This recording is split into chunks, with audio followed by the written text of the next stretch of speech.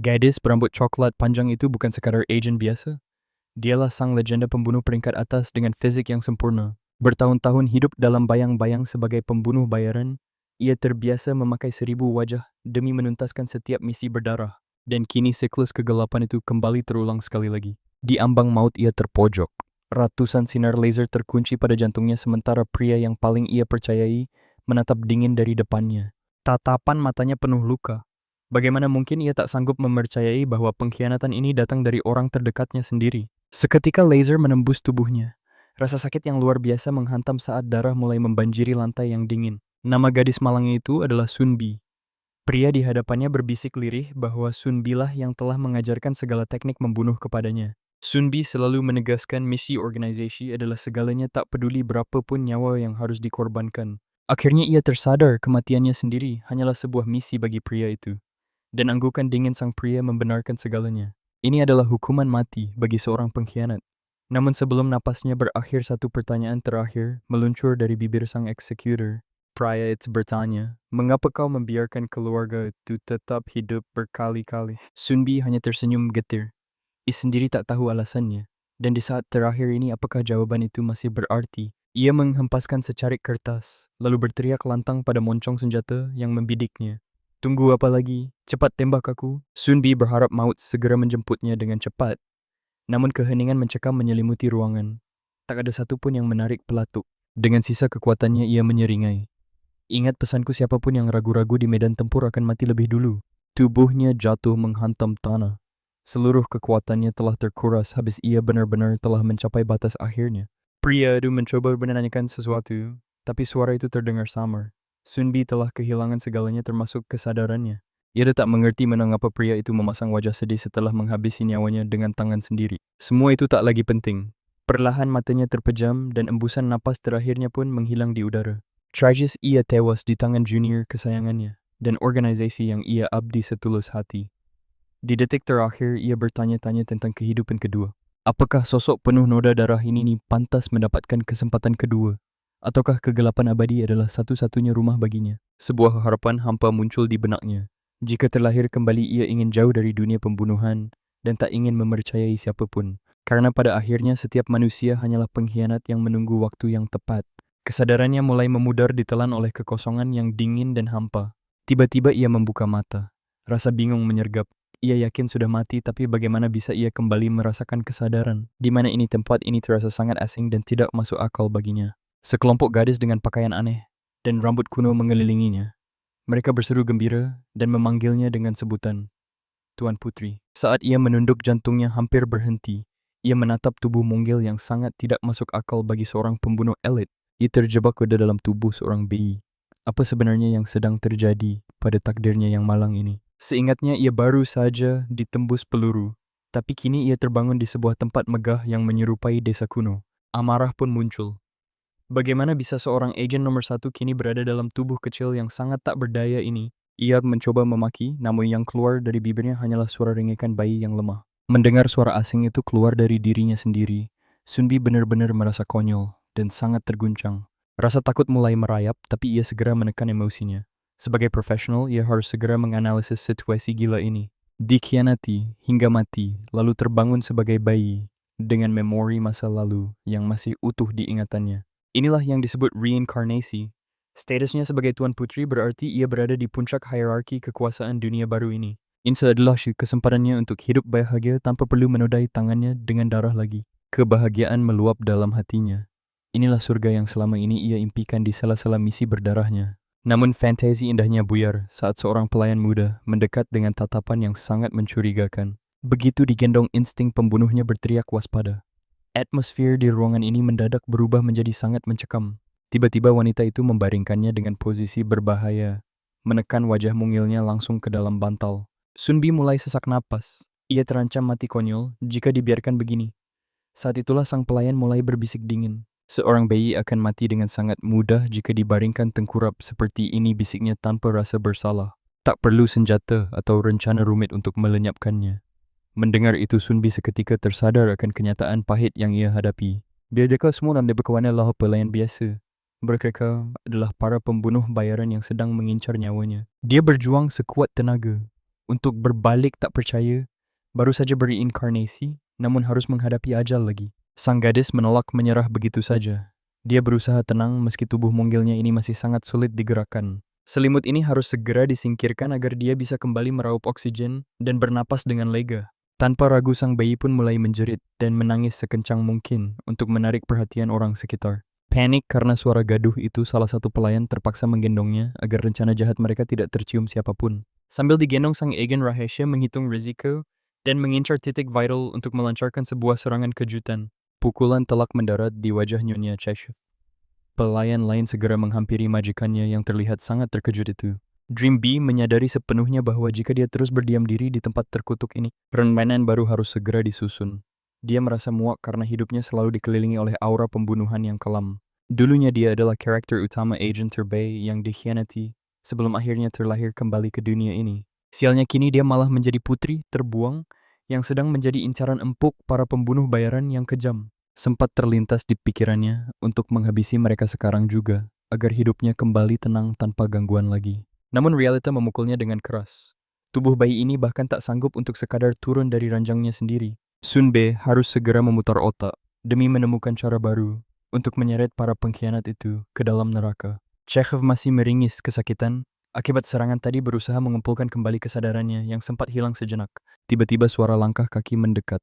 Ketegangan memuncak saat mereka menyadari bahwa yang datang adalah Yang Mulia Raja. Seketika itu juga situasi yang sudah sangat kacau ini menjadi jauh lebih rumit dan berbahaya bagi semuanya. Para pelayan mulai dilanda kepanikan luar biasa, berlarian gelisah sambil berusaha menyembunyikan rasa takut yang mencekam. Mendengar gelar raja disebut, Sunbe sadar pria yang masuk ini adalah sosok paling berkuasa di seluruh negeri ini. Pria jangkung berambut gelap dengan netra ungu yang memikat masuk membuat semua orang langsung tertunduk memberi hormat. Sang raja mendekati ayunan bayi dan menatap Bee dengan dingin, mempertanyakan apakah ini benar-benar darah dagingnya sendiri. Dengan gemetar pelayan membenarkannya. Pria itu kemudian terpaku menatap tajam ke arah sang bayi tanpa berkedip sedikit pun. Sunbe pun menjadi sangat waspada. Dia tak mengerti apa maksud di balik tatapan misterius yang menghujam jantungnya itu. Mengingat statusnya sebagai putri, berarti pria rupawan yang terlihat belum genap 20 tahun ini adalah ayahnya. Wajahnya begitu tampan dan karismatik membuat sang gadis berpikir bahwa mungkin masih ada secercah harapan baginya kelak. Namun harapan itu sirna saat pria itu mengejeknya buruk rupa dan mempertanyakan mengapa bayinya terlihat begitu mengerikan. Mendengar penghinaan itu, Sunbe merasa sangat tersinggung. Dia tak menyangka ayah biologisnya bisa bersikap sekasar dan sedingin itu. Sang raja lalu memperhatikan dengan seksama, merasa heran mengapa bayi mungil ini sama sekali tidak menangis ketakutan. Tentu saja sang agent legendaris tak akan sudi meneteskan air mata di depan pria angkuh seperti dia. Menangis adalah pantangan. Dia sangat mengenali tatapan itu, tatapan dingin yang menuntut kepatuhan mutlak tanpa celah sedikit pun. Instingnya berteriak bahwa jika dia terlihat lemah, pria ini pasti akan langsung membuangnya tanpa rasa kasihan sedikit pun. Jadi dia tidak akan membiarkan dirinya jatuh ke dalam jebakan provokasi murahan yang diberikan oleh sang raja. Tatapan itu mengingatkannya pada para pembunuh yang membuang anak-anak lemah. Tiba-tiba seorang pelayan mencoba mencairkan suasana. Sambil tersenyum cemas, pelayan itu berdalih bahwa sang putri pasti sangat menyukai raja karena tidak menangis histeris. Jelas itu bohong besar, tapi Sleep hanya bisa diam membisu karena terjebak dalam raga seorang bayi mungil. Dia membalas tatapan itu dengan mata ungu besarnya. Sang raja bertanya sinis dari mana kesimpulan konyol itu berasal. Dalam hati, Sunbe memuji kecerdasan sang raja yang ternyata tidak mudah dikelabui oleh sanjungan palsu para pelayan. Namun dia teringat satu hal krusial. Nyawanya masih dalam bahaya besar karena para pembunuh masih mengintai. Dia takut jika raja pergi, para pelayan kejam itu akan kembali mencoba menghabisi nyawanya untuk kedua kalinya. Satu-satunya cara adalah tersenyum manis agar sang raja luluh dan membawanya pergi dari tempat terkutuk ini secepatnya. Dia pun tersenyum lebar berharap pesona bayinya bisa mengubah takdir. Namun sang raja justru terlihat semakin tidak puas. Raja menghela napas berat, malah mengomentari bahwa senyuman itu justru membuat wajah bayinya terlihat jauh lebih jelek. Pelayan yang gigih kembali membela bahwa senyum itu adalah tanda kasih sayang sang putri kepada ayahnya sendiri. Sang raja hanya bisa geleng-geleng kepala, menganggap pelayan itu sudah kehilangan akal sehatnya karena bicara sembarangan saja. Melihat reaksi itu, Sunbe menyesal. Tatapan dingin tadi ternyata jauh lebih baik daripada ekspresi jijik yang ditunjukkan sekarang. Suasana mendadak menjadi lebih sopan. Seorang bangsawan muda memasuki aula dan langsung memberi salam pada sang raja. Gadis itu terlihat sangat anggun. Sang raja pun bertanya apa alasan yang membawanya datang secara tiba-tiba. Dengan penuh hormat, dia meminta maaf. Rupanya dia bergegas datang setelah mendengar suara tangisan sang putri. Namun sang raja sudah menenangkannya lebih dulu. Dia merasa telah melakukan kesalahan besar yang tak termaafkan. Raja terdiam sejenak lalu bertanya, apakah dia pikir seorang tyrant tidak mengenal kasih sayang seorang ayah? Domo gemetar ketakutan mendengar itu. Dia sadar salah bicara sedikit saja bisa membuat nyawanya melayang seketika. Pria itu tertawa pelan dan berkata itu hanya candaan. Dia memintanya agar berhenti gemetar karena ketakutan. Tatapan sang raja beralih ke para dayang. Dia bertanya apakah benar mereka bukan pelayan resmi istana ini. Nyonya Go membenarkan hal itu. Namun dia berdalih sudah memerintahkan mereka sendiri untuk menjaga sang putri.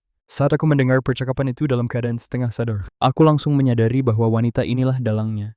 Dialah yang telah merencanakan pembunuhan terhadap diriku. Aku benar-benar ingin memperingatkan pria ini. Tapi tubuh bayi ini membuatku sangat sulit untuk bicara. Sunbi berusaha menangis dan bersuara sekeras mungkin agar sang raja bisa mendengar keberadaannya. Sialnya sang raja justru mengabaikannya dan terus asyik berbincang dengan gadis muda tersebut. Raja menatap sang nyonya dan berkata dia tahu isi hatinya. Jadi dia ingin nyonya menjaga sang putri secara pribadi. Dia menjelaskan bahwa sang putri sangat membutuhkan sosok yang bisa menggantikan peran ibunya di istana. Gadis itu tampak sangat terkejut. Dia memastikan kembali apakah sang raja benar-benar mempercayakan pengasuhan putri kepadanya. Mendengar hal itu aku pun semakin panik luar biasa. Apa yang dipikirkan raja bodoh ini? Bagaimana bisa dia menyerahkanku pada wanita yang ingin membunuhku? Aku berusaha keras mengeluarkan suara agar mereka akhirnya menyadari keberadaanku. Karena tubuhku masih bayi dan semua kejadian ini terasa begitu mendadak bagi jiwaku. Tenagaku mulai terkuras habis. Bahkan untuk menangis pun, aku sudah tak sanggup karena rasa kantuk yang berat. Padahal baru beberapa jam lalu, aku pembunuh bayaran terbaik. Tapi sekarang tidur 1 jam pun terasa sulit. Aku merasa sangat kesal. Ternyata tubuh bayi ini benar-benar lemah dan sangat tidak berguna. Waktu berlalu dan aku terbangun karena suara bising. Saat membuka mata Nyonya Go sudah berdiri di depanku. Wajahnya penuh amarah. Dia bergumam bahwa pertemuan dengan bayi sialan ini hanya akan berakhir dengan pembunuhan.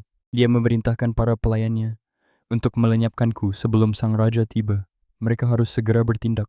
Saat itu Cek sedang bersimpuh lemas. Dia memohon ampun dan belas kasihan atas kesalahan fatal yang dilakukannya. Begitu aku melihat pemandangan mengerikan itu, aku benar-benar merasa ternganga. Aku tidak menyangka wanita ini tega memukul dayang istana dengan tongkat hingga separah itu. Cek memohon satu kesempatan lagi. Dia berjanji akan mencari alasan lain dan melakukan tugasnya dengan sempurna. Akhirnya Nyonya Go mengampuninya. Dia berencana menggunakan situasi ini sebagai cara untuk menjadi ibu suri nanti. Pelayan itu pun berdiri dan bertanya apa yang harus mereka lakukan terhadap sang putri sekarang. Wanita itu menjelaskan bahwa mereka harus menunggu perintah resmi dari Yang Mulia Raja terlebih dahulu. Sebelum itu aku akan dikurung di kamar terjauh. Tiba-tiba dia mendekat dan mencekik leher kecilku dengan kuat. Dia berbisik dingin bahwa sangat mengejutkan melihat bayi ini tidak menangis sama sekali saat kejadian tadi.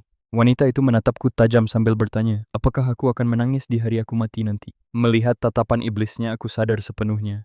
Wanita ini benar-benar berniat untuk melenyapkanku dari dunia ini. Tapi tentu saja aku tidak akan membiarkannya. Aku harus melawan sekuat tenaga demi bertahan hidup. Aku akan tetap hidup demi membalas mereka semua. Akan kubuktikan bahwa membunuhku tidaklah semudah itu. Setelah suasana mulai tenang, aku mencoba mencari tahu di mana sebenarnya lokasiku saat ini. Awalnya aku mengira sedang berada di era Joseon yang sering aku baca di buku sejarah. Namun tempat ini terasa sangat berbeda. Segalanya tampak seperti later di dalam sebuah novel fantasi sejarah. Di sini sang raja secara pribadi memberi nama kepada setiap anak bangsawan, meski itu anak selir sekalipun. Dan bagi mereka yang tidak mendapatkan nama, hanyalah anak-anak terbuang yang tidak akan pernah dianggap. Di istana ini anggota keluarga kerajaan yang terbuang hanya akan berakhir dihina atau diabaikan. Dan Sunbi adalah anak melang yang mengalami nasib tragis. Setahun berlalu tanpa pemberian nama dari sang raja. Tanpa identitas dan pengakuan gadis kecil itu pun akhirnya dibuang dan dilupakan oleh dunia. Begitu statusnya sebagai anak buangan menjadi jelas Madame Go. Yang terhormat langsung mengurungnya dengan kejam di pavilion pengasingan yang dingin. Sejak saat itu ia hanyalah dianggap sebagai bocah tak berguna. Namun jiwa yang kini menempati tubuh mungil ini takkan menyerah pada takdir begitu saja. 5 tahun telah berlalu sejak saat itu. Kini ia menjalani hidup yang jauh lebih produktif dan keras dibandingkan siapapun di masa lalunya. Menyadari bahwa jalan di depannya akan penuh duri, ia pun mengambil sebuah keputusan besar yang akan mengubah seluruh garis hidupnya. Sang putri bersumpah takkan membiarkan maut menjemputnya. Tak peduli seberapa keras mereka mencoba melenyapkannya, ia akan tetap bertahan.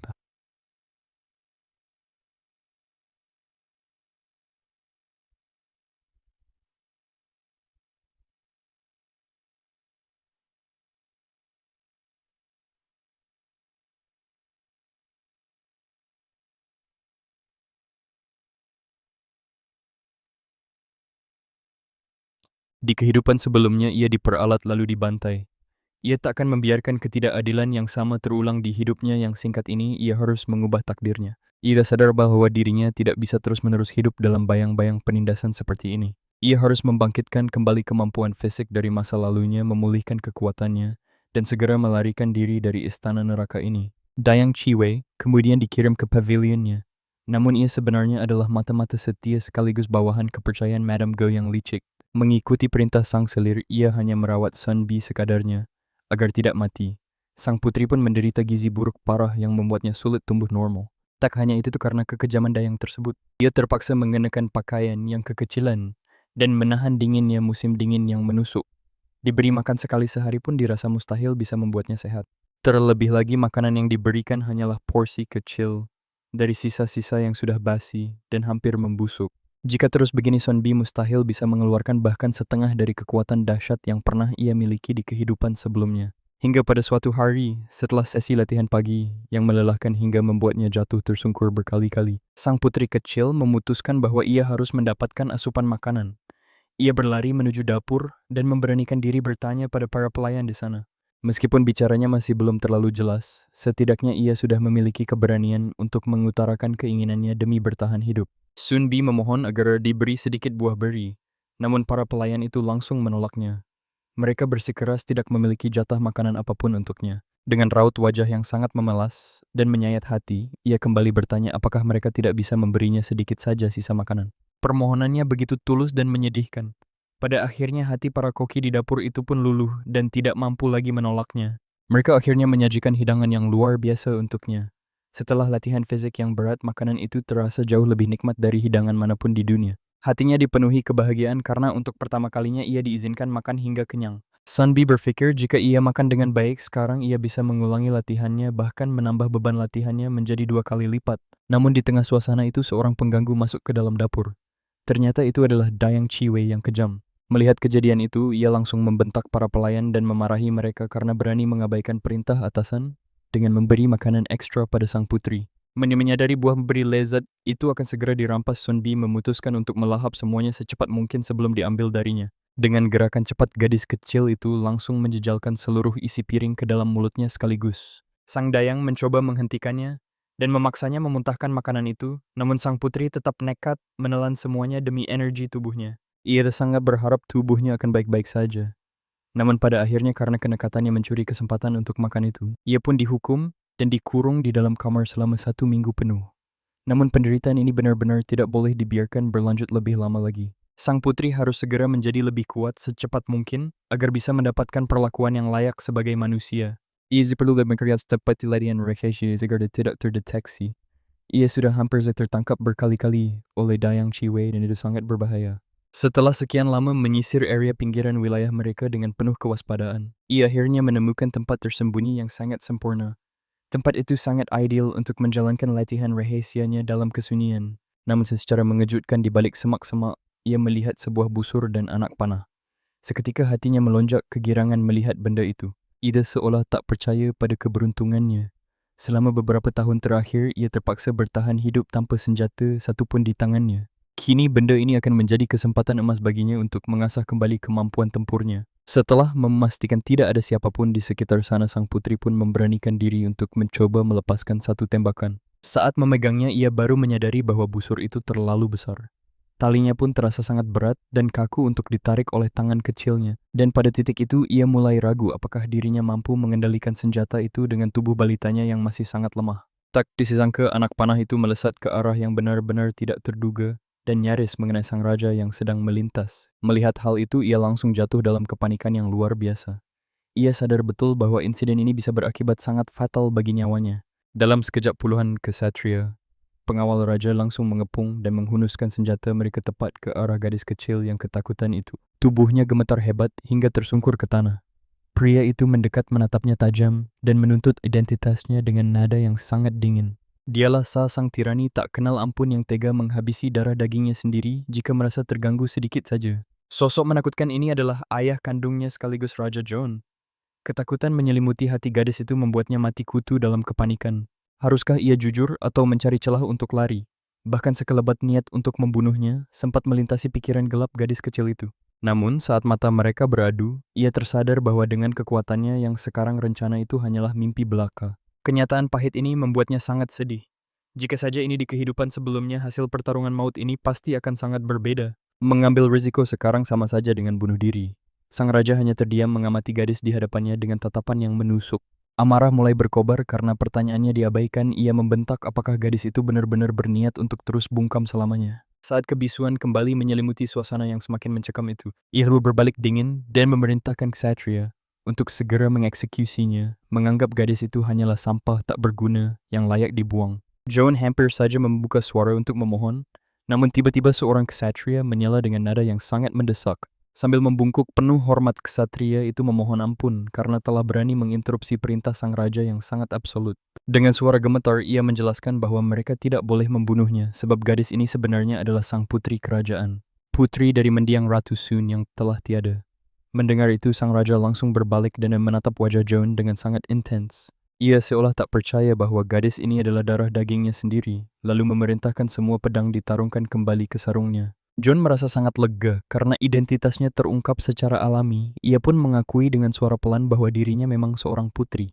Pria itu kemudian duduk berlutut di hadapannya bertanya dengan nada menyelidik mengapa seorang putri berkeliaran di area latihan tempur pribadinya. Dengan suara terbata-bata, karena ketakutan ia berdalih hanya ingin bermain dan mengira senjata mematikan itu hanyalah sebuah mainan belaka. Mendengar alasan itu, sang raja bangkit berdiri dan bergumam bahwa dahulu ia pun memiliki pemikiran kekanak-kanakan yang serupa. Karena kesamaan masa lalu itu, ia memutuskan untuk tidak menghukum ataupun memarahi kepolosan sang putri kali ini. Joan mulai merasa tenang. Meski hatinya masih terheran-heran, tak menyangka alasan konyolnya justru diterima dengan begitu mudah oleh sang tirani. Ia membayangkan betapa kelamnya masa kecil pria ini sebelum tiba-tiba tangan kekar sang raja mengangkat tubuh mungilnya ke udara. Dalam pelukan yang mendadak itu, mata mereka bertemu pada jarak dekat membuat jantung Joan berdegup kencang karena rasa takut yang luar biasa.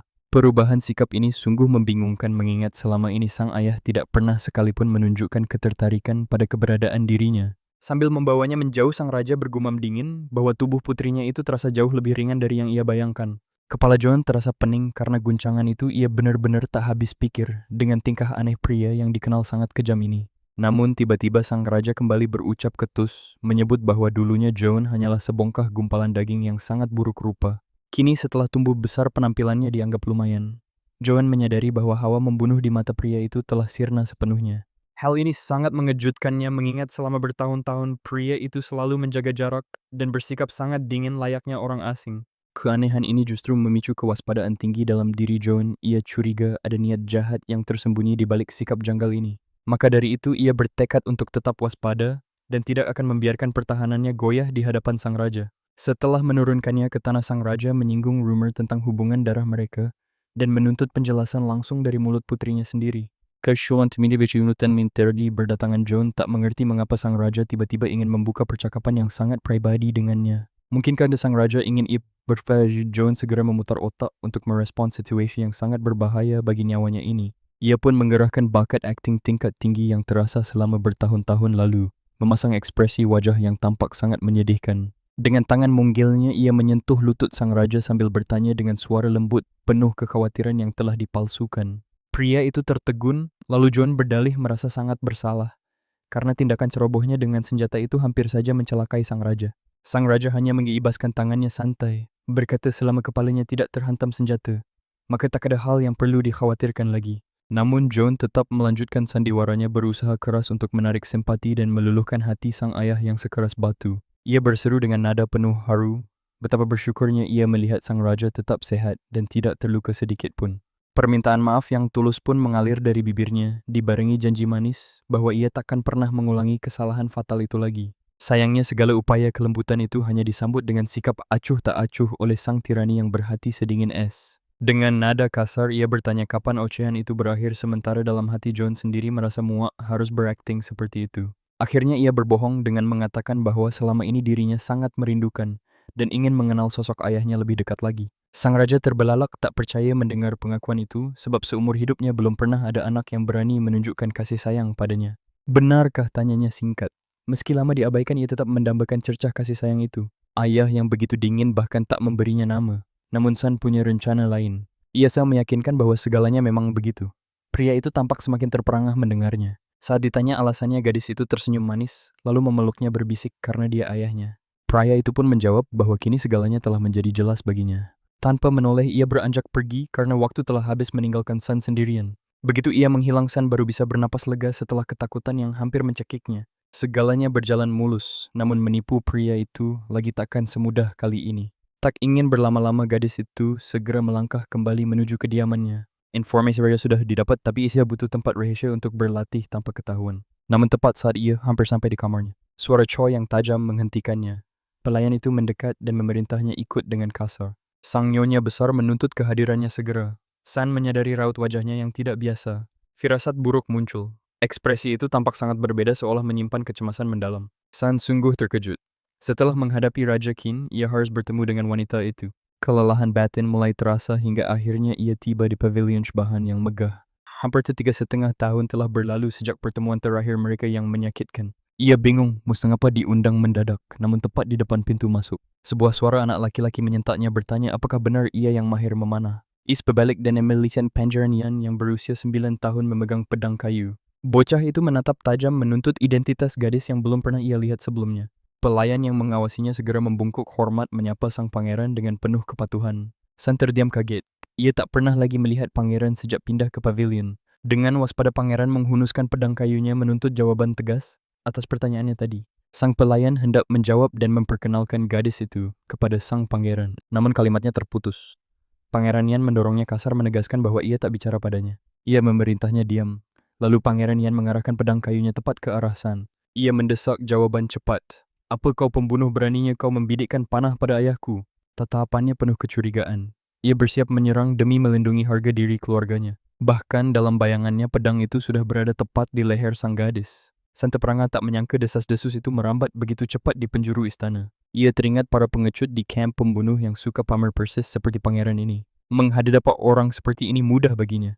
Ia pun memutuskan untuk mengeluarkan pesona mautnya. Sambil tersenyum manis, ia bertanya dengan lembut, apa benar kau adalah saudaraku? Pertanyaan itu membuat pangeran terpaku. Genggaman pada pedangnya seketika melonggar karena terkejut. San mendekat perlahan mengaku ingin bertemu kakaknya sambil lembut menyingkirkan pedang itu. Pangeran terperangah.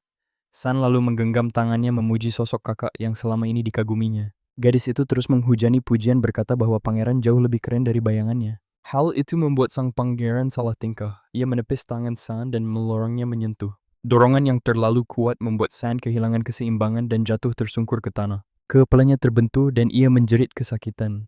Seketika raut wajah pangeran berubah sangat cemas. Dengan suara gemetar, ia mengaku tak sengaja dan mengulurkan tangan untuk membantu San. Ia takut telah melukainya. San hendak menyambut tangannya namun teriakan Nyonya Go terdengar. Wanita itu bertanya tentang keributan di luar. Ketakutan hebat langsung melanda wajah pangeran. Ia segera melompat menjauh dan berbisik agar San merahasiakan ini sebelum ia lari. Rahasia ini harus tetap terkunci rapat. Sebab satu kata saja bocor maut akan menjemputnya di tangan pria itu. Sementara itu sang pelayan melapor bahwa mereka harus segera masuk karena sang putri telah dipanggil sebagai selir. Dengan langkah berat mereka mulai masuk dan gadis itu pun bersiap menghadapi sosok Madame Guo yang terpandang. Di dalam benaknya kecurigaan terus menghantui. Mengapa Madame Guo memanggilnya secara mendadak? Sungguh terasa sangat tidak wajar. Begitu kakinya melangkah masuk ke dalam ruangan itu, ia segera membungkuk memberi salam meski hatinya diliputi rasa muak melihat sosok wanita mengerikan di hadapannya. Dialah yang menginginkan kematiannya.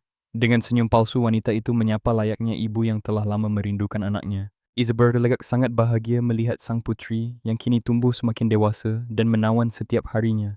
Tentu saja semua pujian manis itu hanyalah dusta belaka. Namun sang wanita menegaskan bahwa kesalahan sekecil apapun tidak akan pernah ia biarkan berlalu begitu saja. Insiden ini tak bisa diabaikan dan senyum licik tersungging di bibirnya. Ia tampak puas melihat Sun Bi melakukan kesalahan. Tanpa ampun wanita itu memerintahkan sang putri untuk dikurung di pavilion terpencil di tengah laut. Namun sang putri justru melawan memicu keributan dengan bicara kasar pada baginda raja hingga mempermalukan nama Madame Guo. Padahal saat itu adalah waktu sakral di mana baginda dijadwalkan untuk melakukan ziarah ke makam raja terdahulu. Karena kelancangan itulah Madame Guo merasa sang putri layak mendapatkan hukuman yang setimpal. Ia bahkan menghina mempertanyakan mengapa wajah putri itu begitu mirip dengan ibunya yang berkasta rendah. Baginya ini tak masuk akal. Bukankah seharusnya gadis itu belajar dari nasib tragis yang dialami ibunya sendiri? Mendengar orang tuanya dihina, kesabaran Sun Bi akhirnya runtuh. Ia tak akan lagi diam dan menoleransi penghinaan keji ini. Tentu saja sang putri memiliki cara tersendiri untuk membalas dendam dengan tenang. Ia mengincar benda tajam di atas meja. Meski tanpa latihan menumbangkan wanita bodoh ini adalah perkara mudah baginya. Namun di lubuk hatinya ia ragu apakah dirinya bisa selamat setelah melakukan aksi nekat tersebut. Belum sempat ia bertindak, seorang pelayan mengetuk pintu dengan tergesa-gesa membawa pesan yang sangat mendesak dan penting. Ternyata yang datang adalah Dayang Istana Chokwe. Ia membawa titah raja. Sang putri harus segera menghadap sekarang juga. Berita mendadak ini sontak membuat semua orang terperangah. Sun Bi benar-benar tidak mengerti mengapa sang ayah tiba-tiba ingin menemuinya di hari kedua ini. Namun saat tiba di ruang kerja raja, ia disambut pemandangan mewah. Berbagai kudapan langka tersaji di hadapannya. Wanginya sangat menggoda, tapi mengapa ia justru dibawa ke area tempat latihan tempur yang keras? Melihat ekspresi bingung putrinya, raja mengira kudapan itu tidak enak dan langsung menawarkan menu lain demi menyenangkannya. Jika Majindami merasa kurang menyukai hidangan tersebut, ia memanggilnya ayah dan meyakinkan bahwa semuanya baik-baik saja, sebelum sang raja akhirnya memulai agenda yang sebenarnya. Raja menyadari bahwa putrinya mewarisi minat yang sama pada senjata. Sun Bi pun bertanya-tanya apa yang sebenarnya direncanakan pria ini. Aura mencekam terpancar saat sang raja menggenggam senjatanya dan mulai mendekat seolah-olah ia berniat untuk menghabisi nyawa putrinya. Secara mengejutkan tepat pada saat itu juga, anak panah menghujani dari segala arah, namun dengan gerakan kilat ia menepis semuanya. Kekuatan sang raja benar-benar legendaris. Tiba-tiba sebuah anak panah melesat liar ke arah Sun Bi. Ia terpaku merasa bahwa ajalnya sudah berada di depan mata. Kecepatan anak panah itu mustahil untuk dihindari, kematian tampak tak terelakkan baginya. Namun sang raja dengan sigap melindunginya, lalu bertanya dengan santai apakah ia menikmati sensasi permainan yang memacu adrenalin ini. Ia menganggapnya lucu, sementara Sun Bi hanya bisa tertegun. Mengapa pria ini menatapnya seolah-olah sedang mengharapkan sebuah pujian? Baginya tak ada satupun bagian dari situasi mengerikan ini yang bisa disebut sebagai hiburan. Akibat ketegangan yang luar biasa, ia akhirnya jatuh pingsan. Waktu pun berlalu hingga beberapa jam kemudian. Saat tersadar, ia menatap langit-langit berhias naga dan mendapati sang ayah sedang duduk tenang tak jauh dari ranjangnya. Kebingungan melanda. Di mana ia sekarang, dan mengapa pria berkuasa itu masih setia berada di sisinya. Semuanya terasa sangat janggal sampai akhirnya sang raja menyadari adanya sedikit pergerakan dari arah sang putri. Menyadari sang ayah menoleh Sun Bi, segera memejamkan mata erat-erat berpura-pura masih terlelap demi menghindari percakapan yang canggung. Hal itu tentu saja membuat sang baginda merasa sedikit heran. Pria itu melangkah mendekat lalu mendaratkan tangannya di atas kepala sang gadis. Dengan suara rendah ia berbisik tak perlu meminta maaf karena tahu gadis itu akan menyukainya. Baginya itu bukan sebuah kesalahan. Namun sang gadis hanya tertegun menyadari betapa tipisnya jarak antara nyawanya dengan maut yang baru saja mengintai. Tanpa henti pria itu terus membelai rambutnya sembari bergumam bahwa semua beban ini pasti terasa sangat berat untuknya. Raga sang gadis memang masih terlihat rapuh. Namun di dalam hati ia justru merasa situasi ini sungguh menggelikan. Ia tak habis pikir mengapa pria ini tiba-tiba bersikap begitu hangat setelah bertahun-tahun mengabaikan keberadaannya. Jika diingat kembali di kehidupan masa lalunya, ia bukanlah seorang pembunuh berdarah dingin yang tak punya hati. Sebagai seorang yang bunuh beriran, ia selalu mencoba membangun ikatan tulus dan menaruh kepercayaan pada orang-orang di sekitarnya. Namun nahas ketulusan itu justru membawanya pada lubang kematian akibat pengkhianatan keji dari orang-orang terdekatnya. Setelah melihat hasil dari kepercayaan butanya di masa lalu, ia bersumpah takkan lagi mempercayai atau menyelamatkan siapapun. Kini ia hanya akan hidup demi ambisi pribadinya. Ia takkan pernah menyambut tangan yang kini tengah gemetar di atas kepalanya itu. Pria itu tampak sangat mencemaskannya, namun sang gadis sama sekali tidak peduli dengan perasaan itu. Baginya sentimentalitas adalah racun yang tak berguna. Ia tak melihat ada gunanya lagi bermain dengan perasaan di hidup kali ini. Berita tentang kunjungan mendadak sang raja langsung menjadi buah bibir yang memanaskan suasana di seluruh penjuru kediaman. Sayangnya hal ini justru membuat sang gadis terjebak tepat di pusat perhatian yang selama ini ia hindari. Meski ingin segera menghimpun kekuatan dan melarikan diri, namun rencana itu kini tampak mustahil untuk dilakukan. Para pelayan yang dulu sinis kini berbalik hormat bahkan berlomba-lomba menyajikan berbagai hidangan mewah untuk mengambil hatinya. Kini sang gadis harus bersiap menghadapi Ibu Suri, sosok agung yang memiliki pengaruh luar biasa di istana saat ini. Hal yang paling mengusik pikirannya adalah apakah wanita berkuasa itu akan menjadi sekutu kuat atau justru musuh yang mematikan. Namun saat mencicipi jamuan yang dihidangkan oleh sang Ibu Suri, ia tertegun karena rasa hidangan itu sungguh luar biasa lezat. Untuk sementara ia menyimpulkan bahwa wanita tua ini sepertinya bisa ia jadikan sebagai kawan sejalan. Tiba-tiba sang Ibu Suri menatapnya tajam dan mengungkit soal kunjungan raja ke pavilion sang putri baru-baru ini. Melihat kilat keterkejutan di wajah wanita itu, sang gadis menyadari bahwa ia telah salah menilai posisi sang Ibu Suri. Ibu Suri memintanya untuk tidak bersikap terlalu waspada, berdalih bahwa ia hanya mengkhawatirkan kondisi kesehatan sang gadis. Ia berujar bahwa seharusnya pertemuan seperti ini dilakukan lebih awal, namun entah mengapa rencana itu selalu saja tertunda. Pandangannya kemudian beralih pada Nyonya Go yang juga hadir dalam pembicaraan penuh tekanan tersebut. Iza mempertanyakan apakah raja tidak bicara apapun soal penunjukan ratu baru, namun sang gadis menjawab tidak mendengar apa-apa. Nyonya itu tampak sangat terkejut karena mengira ketertarikan raja pada sang putri akan mengubah pendiriannya yang keras kepala. Ternyata raja tetap membiarkan takhta ratu kosong di tengah kondisi kerajaan yang sedang bergejolak tidak menentu. Hal itu jelas membuatnya tidak senang, ditambah lagi dengan rumor panas bahwa putra dari bangsawan Kim ternyata masih hidup. Nyonya Go tersentak mendengar kabar itu sebab setahunya seluruh garis keturunan bangsawan Kim seharusnya sudah habis tak bersisa. Ibu Suri kemudian menjelaskan bahwa informasi tersebut barulah sebatas desas-desus liar yang beredar luas di pasar. Kabar yang beredar menyebutkan bahwa putra Kim Chun selamat dan kini tengah menyusun rencana besar untuk membangkitkan kembali dinastinya. Keluarga mereka terkenal sebagai pencetak pendekar pedang terbaik, sehingga jika ia benar-benar hidup itu akan menjadi ancaman nyata. Oleh karena itu, sang Ibu Suri mendesak agar posisi ratu segera diisi demi memperkuat fondasi kekuasaan mereka di negeri ini. Nyonya Go dan Nyonya Webin harus bekerja lebih keras untuk memenangkan hati sang raja demi masa depan mereka semua. Wanita itu juga memperingatkan bahwa siapapun yang berhasil menduduki posisi ratu, maka putranya akan otomatis menjadi putra mahkota. Sang gadis terdiam 1000 bahasa. Ia seketika merasakan beban tanggung jawab yang besar dan berjanji akan berusaha sekuat tenaga agar tidak mengecewakan harapan mereka. Meskipun ia belum pernah bertemu dengan mereka sebelumnya, entah mengapa semua percakapan ini terasa sangat akrab di telinganya. Hal yang paling mengejutkan adalah fakta adanya pangeran lain yang jika tidak salah merupakan putra kandung kita sendiri. Iza menyadari ada rahasia besar di balik identitas mereka sehingga ia harus segera mencari tahu siapa sebenarnya pangeran itu. Jika pangeran itu menjadi ancaman, ia harus segera dijinakkan. Namun sebelumnya ia perlu mencari sekutu lain yang bisa diandalkan. Sayangnya saat ia mulai melangkah mencari dukungan, ia tidak menemukan satu orang pun yang bersedia berdiri di sisinya. Ia benar-benar tidak mau mengerti bagaimana situasi ini bisa berbalik begitu cepat dan membuatnya tersing. Begitu ia meninggalkan pavilion Ibu Suri, semua wanita istana mendadak lenyap, membuktikan bahwa kebencian mereka terhadapnya belum benar-benar hilang. Label putri terbuang melekat bagai segel kutukan yang mustahil dilepaskan. Nama Kim Jong-un tiba-tiba memicu ingatan tentang sosok sejarah legendaris. Namun Joseon ini terasa sangat melenceng dari catatan sejarah aslinya. Kalimat keluarga pendekar pedang terbaik Joseon sungguh membangkitkan rasa penasarannya. Song Bi merasa familiar dengan kata-kata itu saat melangkah menuju kamarnya. Tiba-tiba seorang pelayan panik dan menyuruhnya segera berlari ke infirmary. Kewaspadaannya bangkit, ia curiga telah terjadi sesuatu yang sangat buruk. Mengira ada korban latihan, ia mengintip dan mendapati sosok Pangeran Yan. Sang pangeran berdiri angkuh di tengah lapangan latihan sambil menggenggam bola. Dengan murka ia berteriak bahwa kakaknya takkan pernah bisa menandingi kehebatannya. Di stena seorang bocah terduduk lemas dengan tangan bersimbah darah segar. Ia tersadar bocah malang yang disebut kakak itu adalah Pangeran Song. Sosoknya tinggi, berambut gelap dengan sepasang mata biru yang memukau. Yan yang berusia 10 tahun menyalahkannya, menganggap luka itu akibat kecerobohannya. Song Bi segera memahami kekacauan yang sedang terjadi di depan matanya. Duel menggunakan pedang asli adalah tindakan bodoh yang berujung luka fatal. Luka di dahi itu memang deja vu yang terasa sangat nyata.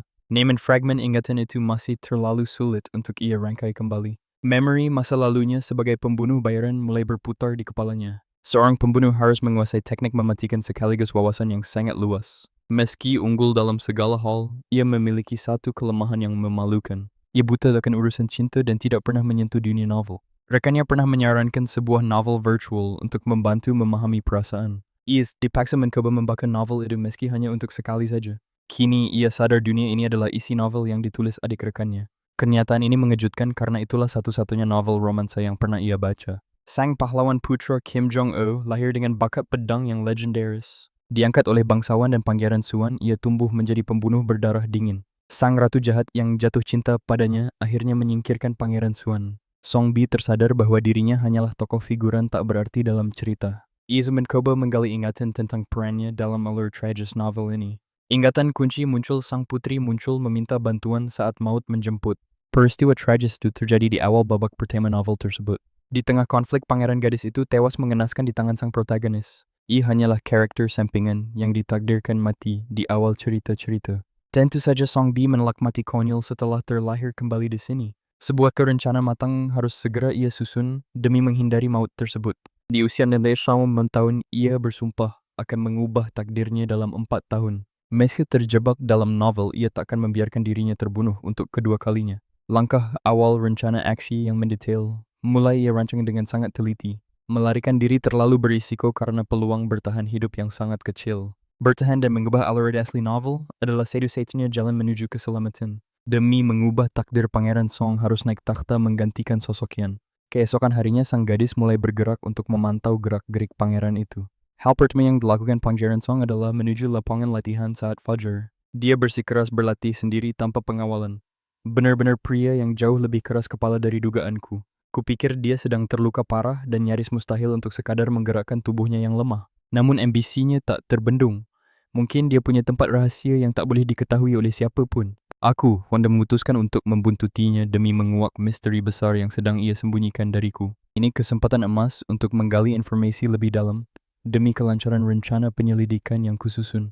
Jejaknya membawaku masuk jauh ke dalam jantung hutan yang sangat lebat dan terasa begitu misterius. Para pelayan istana selalu memperingatkan bahwa hutan terlarang ini dihuni oleh banyak binatang buas mematikan. Aku pun semakin penasaran dengan rencana gila apa yang sebenarnya sedang ia siapkan di sana. Tiba-tiba dia menghunuskan pedangnya dan melemparkan sebuah batu ke arah semak-semak yang gelap gulita. Detik itu juga seekor serigala raksasa muncul dengan taring mengerikan tepat di hadapan anak itu. Predator itu bersiap menerkam. Sepertinya dia sengaja memancing maut masuk ke dalam jebakannya sendiri. Padahal jika dilihat dari penampilannya, anak laki-laki ini terlihat sangat rapuh dan begitu lemah. Kupikir dia punya kekuatan rahasia, nyatanya kakinya justru gemetar hebat saat akan mulai menyerang lawan. Dia tersungkur ke tanah, dan pedang pusakanya terlepas begitu saja dari genggamannya yang sangat rapuh. Aku tak habis pikir dari mana asal kepercayaan diri itu jika berdiri tegak pun dia tak sanggup. Mungkinkah serangan serigala inilah yang membuatnya menderita cedera hingga kalah telak dari Pangeran Yan? Aku tak boleh membiarkan hal itu terjadi. Takdir kelam dalam novel ini harus segera kuubah. Aku bersiul keras guna mengalihkan perhatian monster yang nyaris merenggut nyawa anak laki-laki tersebut. Begitu dia menyadari kehadiranku dan melihat aksi nekat yang sedang aku rencanakan sekarang, dia langsung berteriak melarangku. Katanya ini terlalu berbahaya bagi gadis sepertiku untuk mengambil risiko maut. Namun aku hanya tersenyum tenang merasa sangat percaya diri dengan kemampuan tempur yang kumiliki. Aku hanya perlu menghindar tepat waktu agar serigala itu menghantam tebing batu di belakangku. Semua bersesuai sesuai rencana. Akhirnya monster itu berhasil kulumpuhkan dengan strategi yang sangat matang. Keselamatan sang pangeran jauh lebih berharga daripada harus menyembunyikan identitas asli kekuatanku saat ini. Yang aku berhasil menumbangkan binatang buas yang mengerikan itu dengan gerakan yang sangat mudah. Dia menatapku tak percaya dan bertanya dengan suara gemetar bagaimana aku bisa melakukan hal mustahil itu. Aku belum ingin membongkar rahasiaku.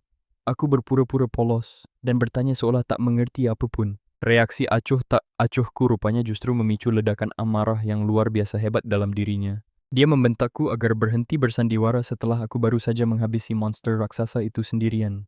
Tatapannya menuntut jawaban tentang identitas asliku. Sial, kini aku berada dalam dilema yang sangat rumit. Aku benar-benar pembeda dalam kesulitan besar. Kecurigaan mendalam terpancar jelas dari sorot matanya yang tajam. Satu-satunya cara adalah dengan meracik sedikit kebenaran di dalam sebuah kebohongan yang terdengar manis. Baru saja aku ingin menjelaskan situasinya, dia sudah lebih dulu memotong kalimatku dengan sangat kasar. Dia menyebutku pembunuh berdarah dingin dan mengira aku sedang menipunya dengan wajah yang polos ini. Sambil berdiri dan menunjuk ke arahku, dia menuntut penjelasan tentang rencana jahat yang kusembunyikan. Aura di sekitarnya menjadi sangat serius. Dia memerintahku untuk ikut dengannya demi menjalani proses interogasi. Namun tiba-tiba wajahnya memucat, dan dia kehilangan kesadaran secara mendadak tepat di hadapanku sekarang. Aku tersentak kaget saat tubuhnya yang lemas itu ambruk tepat ke dalam pelukanku yang hangat. Bagaimana mungkin si bodoh yang pingsan di saat genting ini bisa menjadi seorang raja nantinya? Segalanya terasa begitu absurd. Tak butuh waktu lama rumor aneh mulai beredar luas di seluruh kediaman. Kabarnya Pangeran Sonom berhasil mengalahkan serigala demi menyelamatkan sang putri dengan mempertaruhkan nyawanya sendiri. Saat mendengar desas-desus murahan yang mulai menyebar ke seluruh penjuru istana megah itu, dia merasa sangat bingung karena tahu bahwa semua cerita kepahlawanan itu adalah dusta belaka. Setelah kondisinya membaik, aku datang berkunjung dengan senyuman manis, guna menjenguk saudaraku yang sedang sakit. Begitu aku duduk di sampingnya, amarah kembali terpancar dari sorot matanya yang sangat tajam. Dia ingin bicara, tapi waktu seakan membeku. Mimpi itu bilang dia adiknya yang ia selamatkan, namun ia tak mengerti maksudnya. Padahal gadis itulah yang menaklukkan serigala buas itu. Kenapa dia memberikan kemuliaan sebesar ini padanya? Ia terus bersikeras dialah sang pahlawan sambil bersandiwara, menjadi bocah kecil yang lugu dan tak berdaya. Tatapannya penuh keraguan. Kebingungan yang mendalam membuatnya membisu 1000 bahasa di hadapan gadis itu. Baginya ini adalah berkah tak terduga. Sebagai tanda terima kasih, ia berniat membalas budi dengan cara yang tak terduga. Perlahan ia merangkak mendekat lalu berbisik meminta semua orang segera mengosongkan ruangan ini sekarang juga. Awalnya ia bingung, namun akhirnya memerintahkan pelayan pergi, karena ada rahasia penting yang harus mereka bicarakan berdua saja. Hatiku dipenuhi kepuasan yang luar biasa saat melihat rencana ini mulai berjalan sempurna. Ia menatapnya tajam menuntut penjelasan jujur atas segala tingkah laku aneh yang baru saja terjadi. Ingat rumor istana itu? Tanyanya. Berkat kejadian ini, para menteri mulai gaduh, menyebutnya sebagai calon putra mahkota masa depan. Ia tersentak kaget. Aku tidak pernah mengalahkan serigala itu. Serunya dengan nada penuh ketidakpercayaan. Baginya mencuri jasa orang lain adalah perbuatan rendah yang tak akan pernah sudi ia lakukan seumur hidupnya. Iza benar-benar buntu. Ia masih curiga bahwa di balik wajah polos itu adiknya adalah sosok pembunuh yang kejam. Kemarahan terpancar di matanya. Ia jengah karena terus dituduh. Padahal semua itu hanyalah dusta yang ia karang. Nyawanya sudah di ujung tanduk berkali-kali. Dia harus menjadikan pria ini sekutunya apapun risikonya demi bertahan hidup. Otaknya berputar cepat.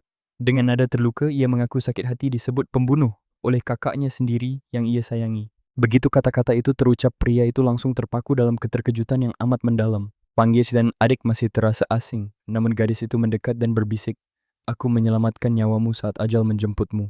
Oleh karena itu hatinya sangat hancur karena sosok yang ia selamatkan justru menganggapnya sebagai seorang pembantai. Pria itu terdiam lama, lalu menghela napas panjang. "Kau benar, kaulah penyelamat nyawaku," akuinya dengan berat hati. Namun bagaimana bocah 5 tahun bisa menang? Gadis itu hanya tersenyum tipis. Itu hanyalah bakat alami, Kak. Seperti ayahnya yang konon bisa menangkap harimau bertangan kosong. Penjelasan itu mulai terdengar masuk akal di telinganya. "Lalu kenapa engkau ada di sana?" tanyanya.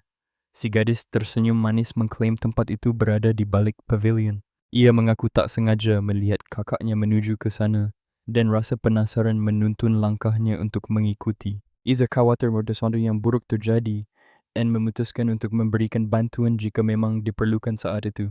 Bocah itu mengangguk pelan, mencoba menerima alasan yang terdengar cukup masuk akal di tengah situasi gila ini. Namun ia penasaran kenapa pelayan harus pergi.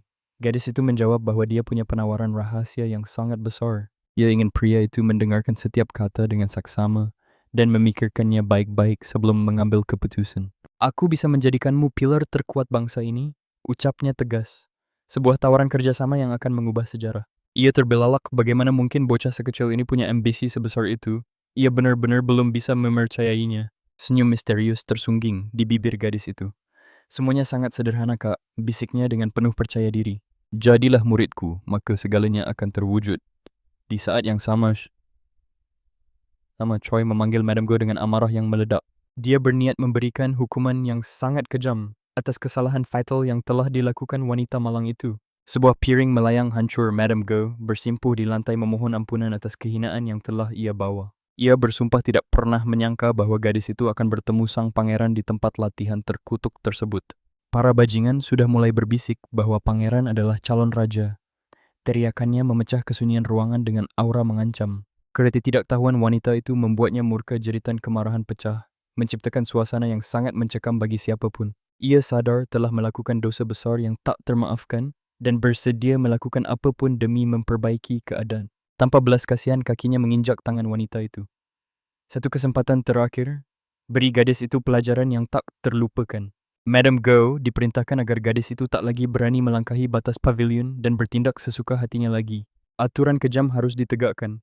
"Jika kau gagal lagi nyawamu taruhannya, semoga beruntung," ancamnya dengan nada sedingin es. Senja berganti malam yang kelam, dan pria itu terduduk diam di dalam kamarnya yang terasa sangat sunyi. Meski tubuhnya membaik, fokusnya hancur. Huruf-huruf di buku itu seolah memudar, tak mampu ia serap ke dalam pikiran. Ia menyentuh tembok bukunya, bayangan percakapan dengan adiknya tadi terus menghantui. Syarat yang diajukan gadis itu sungguh di luar nalar. Ia bertanya bagaimana mungkin seorang gadis sekecil itu memiliki aura yang begitu kuat dan mendominasi. Tak disangka ia begitu berani bicara soal takhta, seolah itu mainan, bahkan ingin menjadikannya murid. Yan pun menggenggam tangannya memilih untuk percaya pada takdir ini. Harapan besar terpancar dari matanya. Ia bersumpah akan mengubah pemuda itu menjadi raja sejati yang disegani. Ia siap menepati janji, tapi sang pangeran menarik tangannya. Bagaimana mungkin bocah 5 tahun bisa memikul beban seberat itu? Namun saat ia membantai serigala raksasa itu, gerakannya sangat lincah bak pendekar yang telah ditempa ribuan pertempuran. Hal itu membuatnya sangat terpaku. Ada rahasia besar yang tersembunyi di balik sosok mungil gadis misterius ini. Bagaimana bisa ia memiliki bakat sehebat itu, padahal tak mengalir darah agung keluarga Grand Duke Kim Jong? Sayangnya jawaban atas teka-teki itu masih terkunci rapat dalam misteri yang tak terpecahkan. Padahal pendekar pedang terbaik Joseon hanya lahir sekali tiap generasi, dan 5 keturunan terakhir selalu berasal dari keluarga Kim. Namun, kini garis keturunan Kim terputus, dan mungkinkah gadis ini adalah keajaiban baru Joseon? Dibandingkan dengannya, sang pangeran merasa hanya ramah ya. Dan best amaten ini. Luka lama kembali berdenyut. Ia ingat saat kalah memalukan dan dicemooh habis-habisan oleh adiknya sendiri di medan laga. Jangankan melindungi rakyat menjaga nyawanya sendiri pun, ia tak berdaya.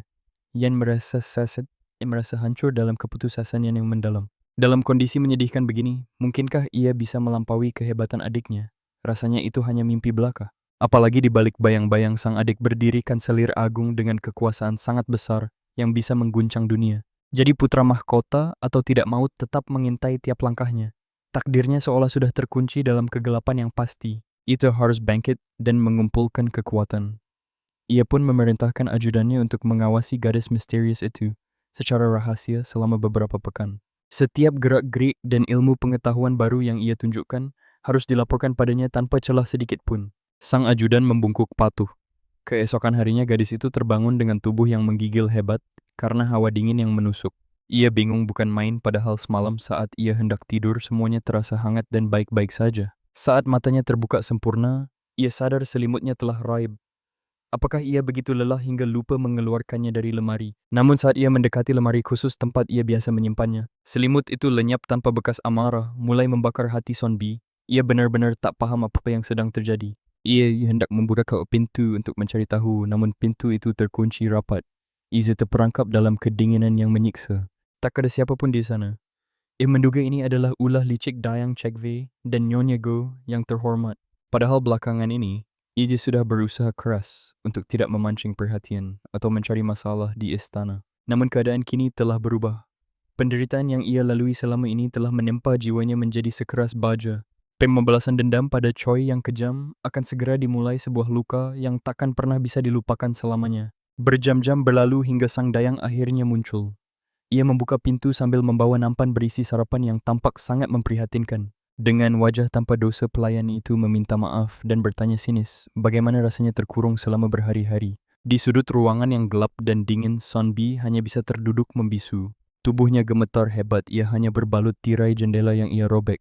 Namun sebuah senyum mengerikan terukir di wajahnya. Ia berujar betapa menusuknya hawa dingin belakangan ini, seolah ingin melihat sejauh mana sang gadis bisa bertahan. Saat Choi mendekat, ia terkejut melihat ketangguhan yang tak masuk akal terpancar dari mata bocah kecil itu.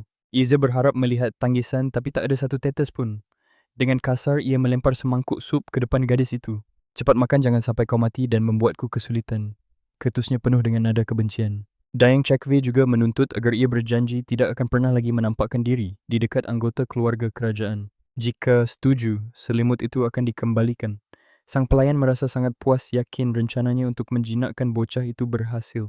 Ia mengira sang anak akan langsung menyerah demi makanan persis, seperti dugaannya yang meremehkan tekad sang gadis. Namun dugaannya meleset total. Gadis ini memiliki harga diri dan karakter yang jauh lebih kuat dari bayangannya. Piar semangkuk sup panas itu melayang tepat ke wajah sang Dayang istana yang sangat sombong itu. Wanita itu menjerit kesakitan karena supnya masih cukup panas. Ia benar-benar syok mendapat serangan mendadak itu.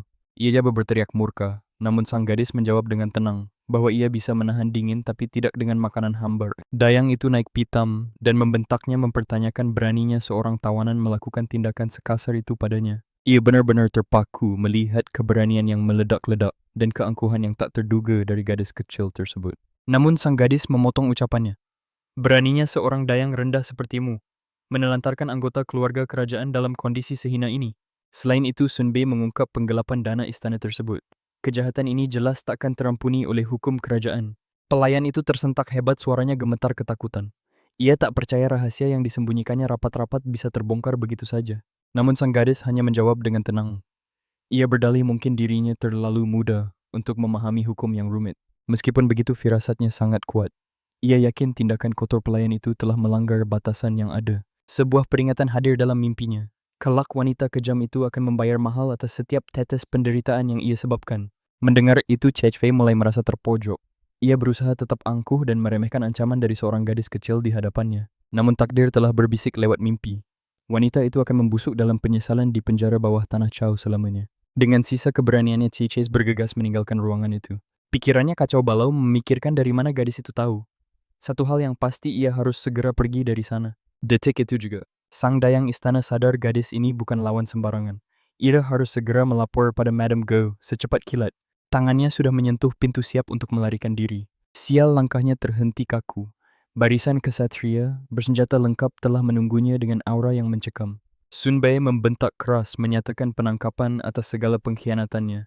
Jerit histeris pun pecah memenuhi lorong istana yang dingin. Ia memohon pengampunan sambil meronta-ronta gila.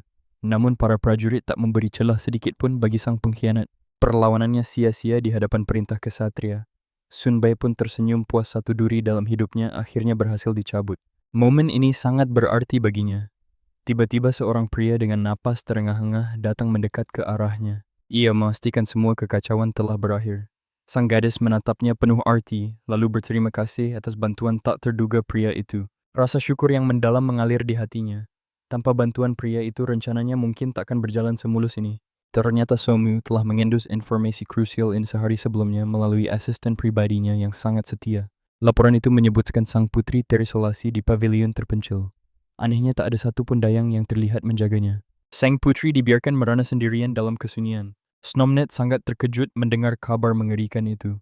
Ia tak menyangka ada yang berani menelantarkan anggota keluarga kerajaan seperti itu. Setelah berpikir keras, ia menyadari pavilion itu berada di bawah kendali penuh dayang dari faksi Cabuhim yang licik.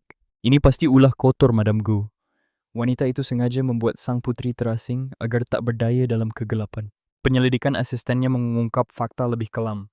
Sang putri ternyata sering dikurung secara paksa berkali-kali selama beberapa hari. Amarah Snomnet meledak mendengar kekejaman tersebut. Hatinya hancur membayangkan seorang anak kecil di bawah umur 5 tahun harus menanggung beban seberat itu sendirian. Sang asisten bertanya dengan ragu, apakah tuannya akan membiarkan ketidakadilan ini terus berlanjut tanpa tindakan apapun? Tentu saja tidak. Meski nasib keluarga kerajaan adalah hak prerogatif Raja Snomnet, tak bisa tinggal diam melihat penderitaan ini. Walaupun hukum kerajaan sangat mengikat bagi setiap anggotanya, ia dah memilih untuk melanggar aturan demi menyelamatkan sang putri. Baginya ikatan keluarga jauh lebih berharga daripada protokol istana. Setelah situasi mereda, Somnet mengunjungi pavilion tersembunyi itu. Ia yakin dugaannya tentang kondisi sang putri sangatlah tepat. Ia datang diam-diam bersama asistennya demi memastikan keselamatan gadis kecil yang malang itu secara langsung. Begitu melangkah masuk, ia melihat sosok gadis itu. Tom pun menyapanya dengan nada suara yang sangat lembut. Sang putri kebingungan melihat kehadirannya. Somnet tersenyum lega saat melihat gadis itu sedang menyantap makanan yang tersedia di sana. Namun jawaban sang gadis justru membuatnya terdiam 1000 bahasa. Ia mendapatkan makanan itu sendiri. Somnet terheran-heran padahal ia harus merusak kunci jendela yang sangat kokoh untuk bisa masuk. Bagaimana mungkin seorang anak kecil bisa keluar dari ruangan yang terkunci rapat dari luar seperti itu? Dengan senyum penuh rahasia, Sanbai mengungkap trik kecilnya. Ia pun hanya menggunakan benda kecil untuk membobol kunci tersebut. Somnet masih sulit percaya melihat betapa mudahnya pengamanan istana ditembus. Gadis itu lalu menunjukkan sebilah jarum tipis sebagai senjata andalannya. Sebuah kemampuan yang sangat tidak lazim bagi usianya. Tentu saja logika Somnet menolak untuk mempercayai hal mustahil tersebut. Namun setelah melihat demonstrasi langsung, ia hanya bisa terpaku kagum. Jarum itu benar-benar mampu menaklukkan kunci besi yang sangat kuat. Saat itulah ia menyadari gadis kecil di hadapannya adalah sosok luar biasa dengan bakat yang sangat melegenda. Kini di mata pria itu, Dream Bee tak lebih dari seorang pencuri. Mendengar tuduhan tersebut, sang putri tentu saja merasa sangat terperangah. Dengan tegas, ia membantah tuduhan itu, lalu balik mempertanyakan bagaimana pria itu sendiri bisa masuk menyelinap melalui jendela. Ia berdalih hanya ingin memastikan keselamatan sang putri. Sedikit saja ia ceroboh tindakannya bisa memicu kemarahan besar sang lady. Hati sang gadis bergetar saat menyadari bahwa pria itu nekat datang demi menolongnya. Meski ia tahu bahaya besar mengancam nyawanya sendiri. Namun dengan wajah dingin pria itu berujar bahwa ini bukan demi sang putri.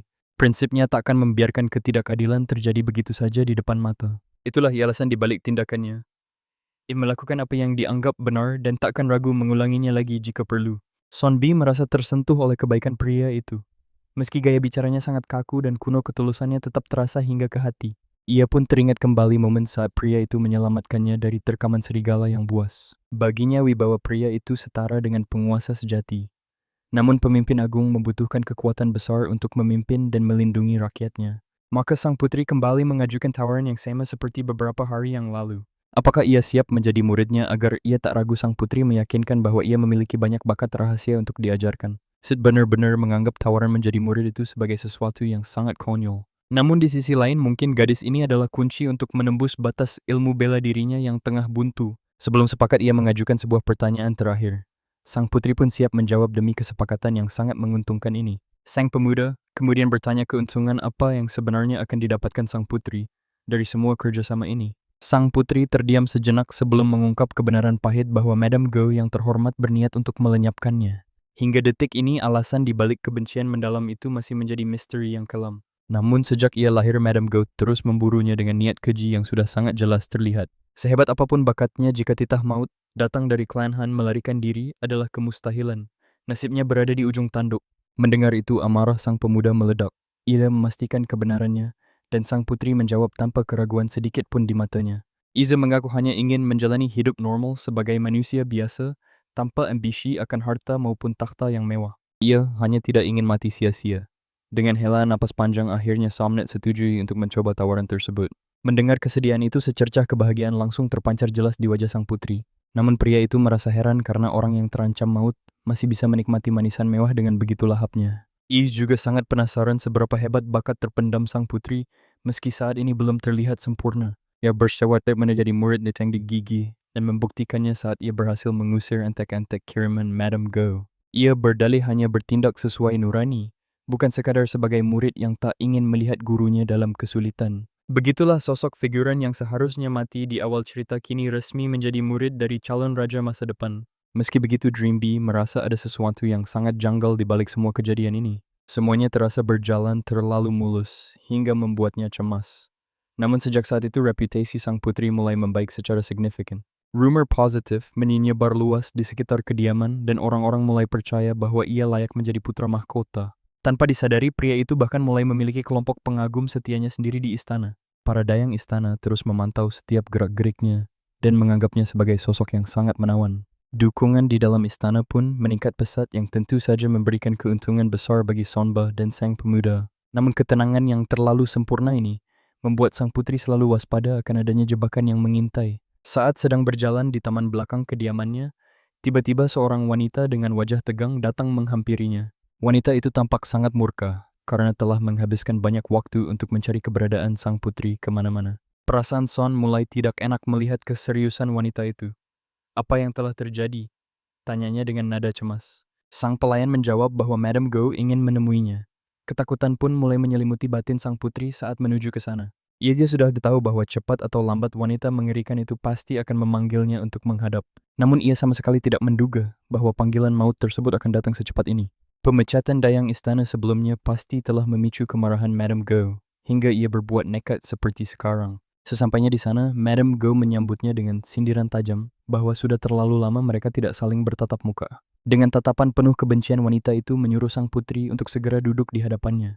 Tanpa basa-basi, dia ingin mengungkap segalanya secara terang-terangan. Matanya menatap tajam saat bertanya soal pelayan yang diusir itu. Sun merasa cemas, namun dia berusaha tetap tenang. Dia menegaskan itu hukuman setimpal atas dosa sang pelayan. Madame Go bertanya, "Tahu kenapa kau jadi putri terbuang?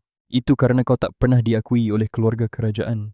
Memanggil Pangeran Somnum sebagai kakak dianggap sangat tidak pantas. Gadis itu terkejut, tak menyangka formalitas akan jadi senjata.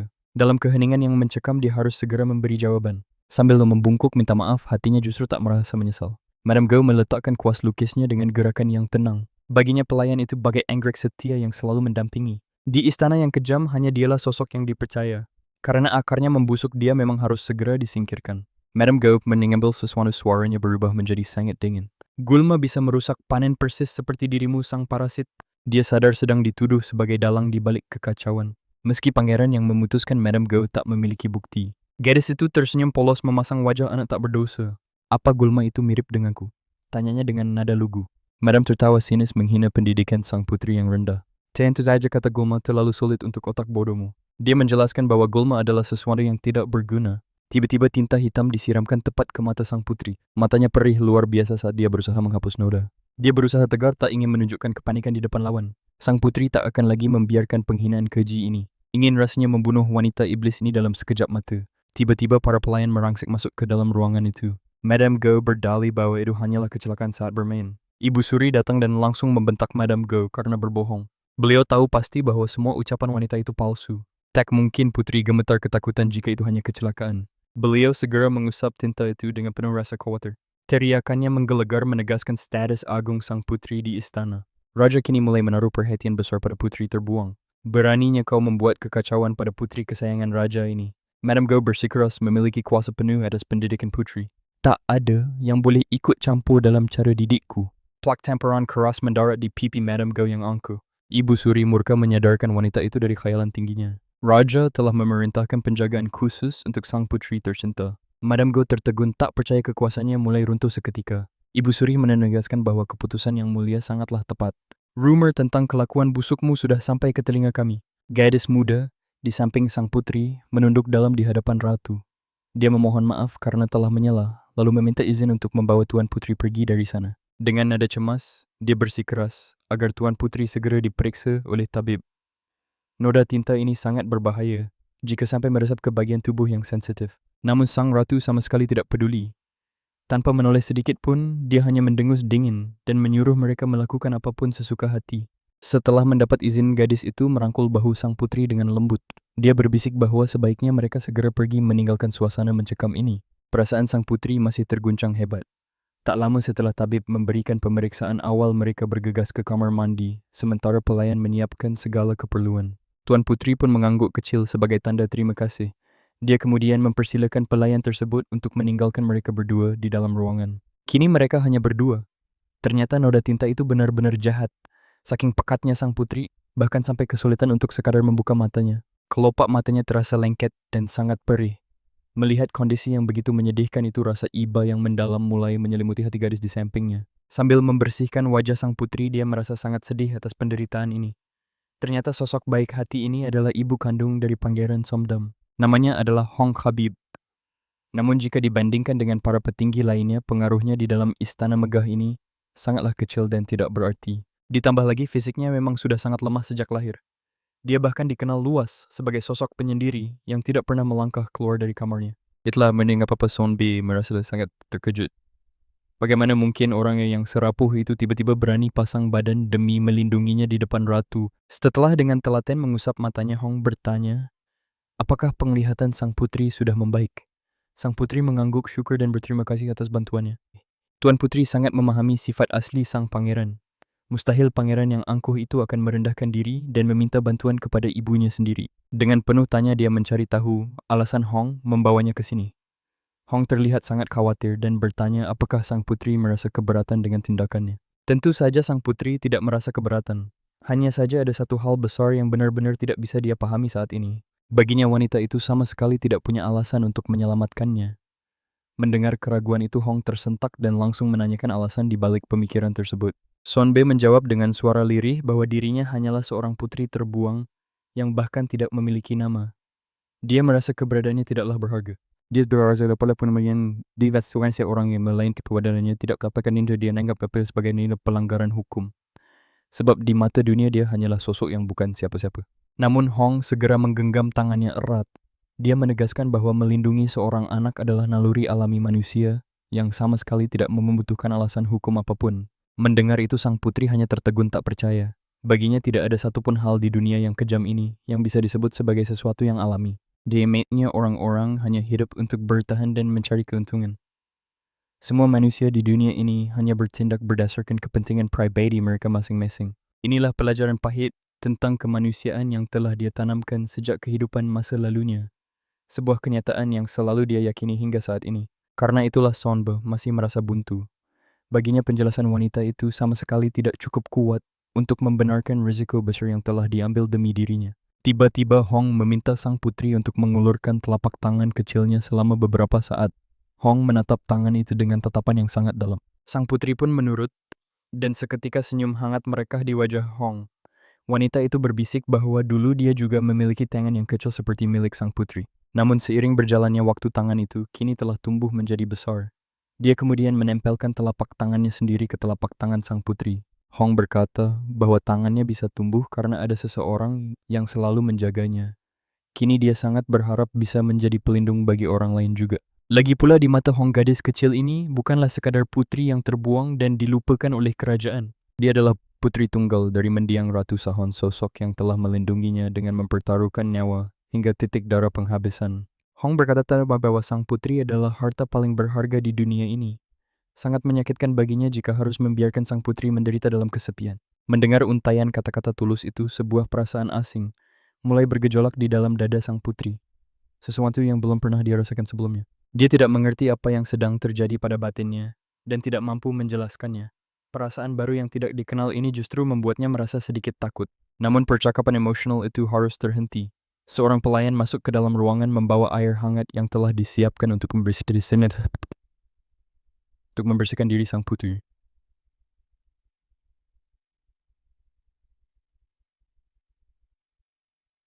Hong tersenyum bahagia dan menitipkan sang putri pada pelayannya.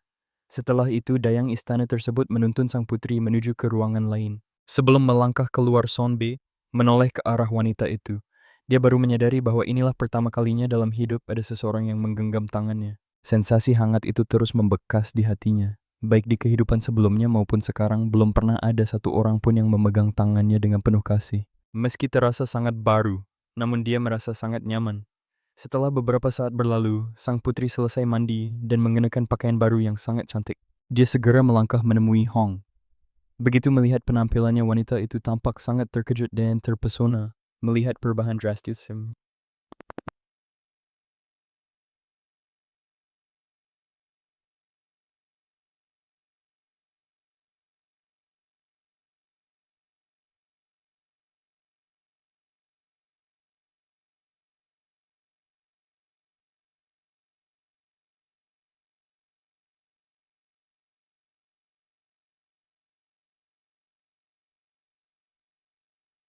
Dan tentu saja sang putri langsung merasa was-was. Dia merasa khawatir jika penampilannya terlihat aneh atau ada sesuatu yang salah dengan gaun yang dia kenakan. Padahal kenyataannya dia terlihat sangat menggemaskan. Hong langsung menghujaninya dengan berbagai pujian manis yang membuat suasana menjadi sangat hangat. Salah seorang dayang kemudian membawakan sebuah cermin kecil.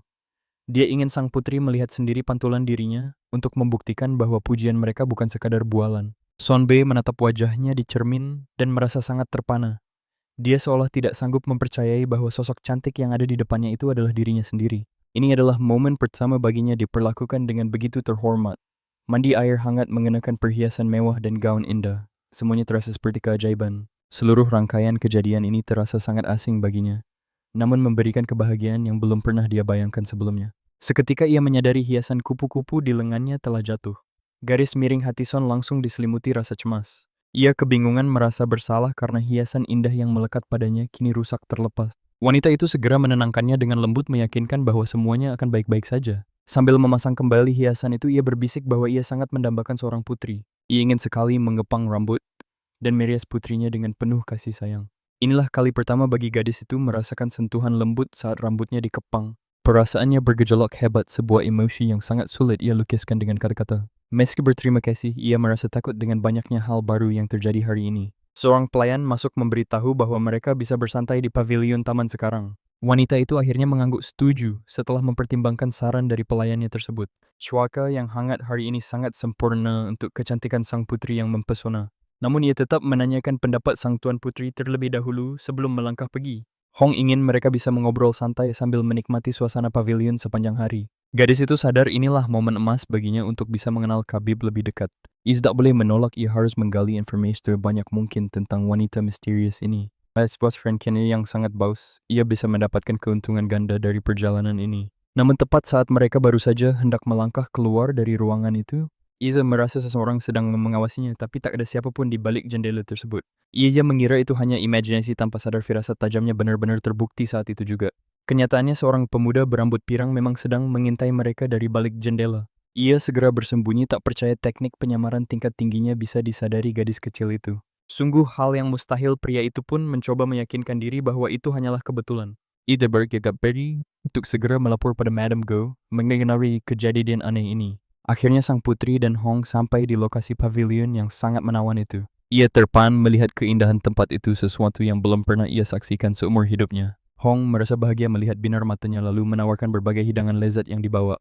Karena perutnya sudah terasa sangat lapar, ia tak kuasa menolak tawaran menggiurkan tersebut. Sambil menunggu hidangan disiapkan, ia meresapi keheningan atmosfer yang begitu damai di sana. Dulu Isa hanya sanggup memandang keindahan tempat rahasia ini dari jarak yang sangat jauh. Tak disangka pesonanya dari dekat jauh lebih memukau mata dan menenangkan jiwanya. Gadis itu segera berlari tak sabar ingin segera mencicipi kelezatan hidangan istimewa itu. Pesta kecil di taman ini benar-benar terasa seperti mimpi indah yang menjadi kenyataan. Sambil menikmati manisan favoritnya, kedamaian yang sudah lama hilang kembali merasuk ke jiwanya. Jauh berbeda dari perlakuan Madam kejam itu di sini, ia diperlakukan bagaikan permata berharga. Iza merasa sangat bersyukur takdir membawanya pada kebahagiaan baru yang tak terduga ini. Namun tiba-tiba sebuah teriakan nyaring dari rumah kecil di sisi pavilion mengejutkan mereka. Dengan wajah penuh tanya, ia segera bertanya pada Nyonya Han tentang sumber suara tersebut. Setelah memperhatikan dengan seksama, wanita itu menyadari bahwa itu adalah putra yang dibanggakannya. Iza menjelaskan bahwa hari ini adalah jadwal pertemuan yang sangat penting dengan sang mentor. Sejak penundaan posisi putra mahkota para sarjana, kini sibuk menguji setiap kandidat yang ada. Ia tersenyum bangga, merasa sangat bahagia karena semua urusan saudaranya berjalan dengan lancar. Namun Han justru tertunduk lesu, merasa dirinya hanyalah ibu tidak berguna yang menjadi beban. Mendengar ucapan yang merendahkan diri itu, amarah mulai membakar hati sang tuan putri. Iz benar-benar tak habis pikir mengapa wanita sebaik itu harus menyalahkan dirinya sesakit ini. Dengan tatapan pedih, wanita itu menceritakan penyesalan masa lalunya dalam membesarkan sang pangeran. Tak lama setelah kelahirannya, penyakit sang ibu memburuk hingga ia terpaksa mengasingkan diri ke gunung demi pengobatan. Bakat luar biasa sang pangeran pun akhirnya membuahkan pujian yang sangat tinggi dari Yang Mulia Raja. Itulah momen pertama sekaligus terakhir kalinya ia merasakan hangatnya pengakuan sang ayah saat sedang giat belajar. Sejak saat itu, Pangeran Somnum terobsesi menjadi yang terbaik dalam segalanya demi harga diri dan sebuah pengakuan. Hal ini membuat sang ibu merasa asing dan gagal menjalankan perannya dengan kasih sayang yang tulus. Fakta menyakitkan ini baru saja terungkap, menyisakan guncangan hebat di hati Sun Bi yang tak percaya mendengarnya. Tak ada dalam naskah aslinya, ternyata ambisi belajarnya hanyalah jeritan hati seorang anak yang haus kasih sayang raja. Tiba-tiba Han menggenggam lembut tangan sang putri sambil mengutarakan penyesalan mendalam karena telah meninggalkannya begitu lama. Sambil tersenyum tipis, ia berjanji bahwa meski kekuatannya tak seberapa, segalanya akan berubah mulai sekarang. Ia takkan lagi membiarkan siapapun menginjak-injak harga diri mereka dengan penghinaan keji seperti sebelumnya. Kata maaf itu terdengar begitu asing hingga membuat sang gadis terpaku mengingat betapa lamanya ia merindukan kalimat itu. Alih-alih merasa terganggu, kehangatan kata-kata itu justru meresap indah dan menenangkan jiwanya yang selama ini hampa. Suasana mencekam itu pun berganti menjadi momen hangat saat mereka kembali menikmati teh dan kudapan manis. Saat kembali dengan buku di tangan, sang pangeran terkejut melihat ibunya dan segera berlari menyapa dengan penuh hormat. Sang ibu mendekat dan menanyakan hasil pertemuannya dengan raja yang dijawab singkat namun tenang oleh sang putra. Namun sorot matanya tak bisa menyembunyikan rasa heran melihat sang ibu duduk berdampingan dengan sang putri. Hong menjelaskan bahwa mereka baru saja menghabiskan waktu bersama untuk mempererat ikatan yang sempat merenggang di taman. Sang pangeran benar-benar tak menyangka jika ibunya akan menunjukkan perhatian sebesar itu kepada saudarinya tersebut. Bahkan saat melihat perubahan drastis pada penampilan saudarinya, ia nyaris tak mengenali sosok yang kini tampak sangat berbeda. Sang ibu tertawa renyah menyadari ekspresi bingung putranya seraya memuji betapa manisnya sang putri dalam balutan busana baru. Dengan wajah merona merah, ia berdalih bahwa adiknya memang selalu terlihat cantik sejak dulu demi menutupi rasa malunya. Mendengar pembelaan yang tak terduga itu, sang putri langsung menatap sang kakak dengan pandangan penuh rasa syukur. Rona merah di wajah sang pangeran semakin jelas mengonfirmasi betapa tulusnya kasih sayang yang selama ini terpendam. Sambil berterima kasih dalam hati, ia mulai bertanya-tanya. Apakah kehangatan seperti inilah yang disebut dengan sebuah keluarga? Perasaan asing yang menyesakkan sekaligus menenangkan ini terasa sangat aneh, seolah ia baru saja menemukan kepingan jati diri. Di tengah kedamaian gazebo, seorang pengintai diam-diam beranjak pergi untuk melaporkan situasi tersebut kepada Nyonya Go. Amarah Nyonya Go meledak seketika sebuah cangkir teh melayang deras mengincar kepala sang bawahan yang baru tiba. Beruntung refleks kilat pria itu menyelamatkannya dari hantaman benda keras yang bisa saja melukainya dengan parah. Dengan tatapan mata yang membunuh, ia menghardik tajam, menuduh bawahannya itu telah berkhianat demi kesenangan pribadi belaka. Darah menetes dari tangan sang nyonya di antara pecahan keramik memaksa sang bawahan segera bersimpuh memohon ampunan. Ia melaporkan bahwa sang putri telah berganti pakaian di pavilion sebelum akhirnya melanjutkan perjalanan mereka ke taman. Tawa sinis pecah dari bibir Nyonya Go. Ia tak menyangka si bodoh itu berani bertindak sejauh ini di luar dugaannya. Awalnya ia mengira wanita itu hanya akan berdiam diri di sudut ruangan tanpa melakukan perlawanan apapun. Kini ia bertekad untuk mencabut parasit itu hingga ke akarnya sebelum badai besar benar-benar menghancurkan semua rencananya. Sambil membungkuk, khidmat sang bawahan menyatakan kesetiaan mutlak untuk melaksanakan perintah maut tersebut tanpa rasa ragu. Sosok itu adalah Kim Jae-song, tangan kanan paling setia sekaligus pelindung bayangan bagi Nyonya Go yang terhormat. Di tengah riuhnya latihan militer, seekor burung pembawa pesan tiba membawa kabar duka yang menyayat hati dari istana. Sang assistant pribadi segera menyadari perubahan drastis pada raut wajah sang raja yang mendadak mendingin seperti es. Bukannya menjawab kekhawatiran asistennya sang raja, justru melemparkan pertanyaan filosofis tentang arti sebuah keluarga bagi manusia. Pria tua berseragam merah itu menjawab dengan tenang bahwa keluarga adalah ikatan darah suci yang mustahil untuk diputuskan. Kata-kata itu menghantam batin sang raja mengingat ia sendiri pernah mengkhianati ikatan itu dengan membantai saudara kandungnya sendiri. Sejak tragedi berdarah itu, ia bersumpah untuk mematikan nuraninya dan hidup hanya sebagai penguasa yang tak tersentuh. Namun mendengar kabar penyekapan kejam selama 1 tahun 3 hari itu, ada sesuatu yang bergetar hebat di dalam dadanya. Bayangan wajah polos gadis kecil yang selama ini disiksa itu mendadak menghantui pikirannya, membangkitkan amarah yang telah lama padam. Akhirnya sang raja memutar haluan kudanya dan memerintahkan seluruh pasukan untuk segera kembali ke istana secepat kilat. Tentu saja sang asisten meradang tumpukan tugas seolah tak ada habisnya. Sang raja hanya bergeming menitahkan mereka tetap tenang sembari menuntaskan segalanya tepat waktu. Istana menanti mereka dalam hitungan hari. Sementara itu Sonbi kini merasa hidupnya jauh lebih berwarna. Usai Nyonya Choi palsu, didepak sosok bernama Kim kini menggantikannya. Lemarinya pun kini dipenuhi sutra indah yang memancarkan pesona anggun sang gadis. Bahkan makanannya pun kini terasa jauh lebih lezat. Kediaman itu akhirnya terasa hangat, tak lagi kumuh seperti sebelumnya. Saat Snomnik berkunjung, ia terpaku melihat perubahan luar biasa pada lingkungan gadis itu. Ia teringat betapa rapuhnya tempat ini dulu. Namun kini segalanya telah bertransformasi total. Sang gadis tersenyum bangga, menegaskan bahwa hidupnya kini jauh lebih baik. Kehadiran kuas dan tinta istimewa sudah cukup membuktikan kemajuan hidupnya sekarang. Ia menyodorkan lukisan kecil pada kakaknya, membuktikan bahwa benda itu krusial bagi pertumbuhannya. Begitu melihat lukisan itu, kakaknya terperangah heran. Garis-garisnya membingungkan, namun Sonbi bersikeras bahwa itu adalah sosok manusia. Ia meminta sang kakak memegang lukisan itu di hadapannya, memicu tanda tanya besar. Rupanya Sonbi ingin memberikan pelajaran mendalam tentang titik-titik akupunktur. Sang kakak mendengus, ia berharap bisa mempelajari ilmu bela diri yang hebat. Sembari menggenggam jarum, Sonbi berbisik bahwa ini bukanlah bela diri melainkan seni membunuh. Suaranya terdengar misterius, menegaskan bahwa seni ini tak mengenal kata sekadar melukai. Hanya ada satu tujuan pasti, yaitu kematian. Apa satu jarum benar-benar cukup untuk mencabut nyawa seseorang? Tanya sang pemuda ragu. Ini tentang mematikan titik vital sekaligus meningkatkan peluang bertahan hidup bagi yang menguasainya. Niat tulus Sonbi, dengar pria itu, dan Snomnik pun tak bisa menolak. Jadi aku harus menghafal semua titik akupunktur ini dulu? Tanyanya memastikan. Pelatihan fisik adalah fondasi, namun pria di depannya sudah memiliki dasar itu. Sonbi pun melompat ke tahap berikutnya, menusuk kertas tepat di lokasi organ vital manusia. Senyum tipis mengembang di bibir gadis itu. Naaman, presisi adalah segalanya, melesat 1 mm saja berarti kegagalan saat latihan nanti. Snomnik menghela napas, ia mengharapkan jurus-jurus baru yang lebih spektakuler. Pedang di tangannya terasa sia-sia saat Sonbi menyebut jarum kecil itu jauh lebih berat. Lupakan pedangmu sejenak, karena kita tidak akan menyentuhnya dalam waktu dekat.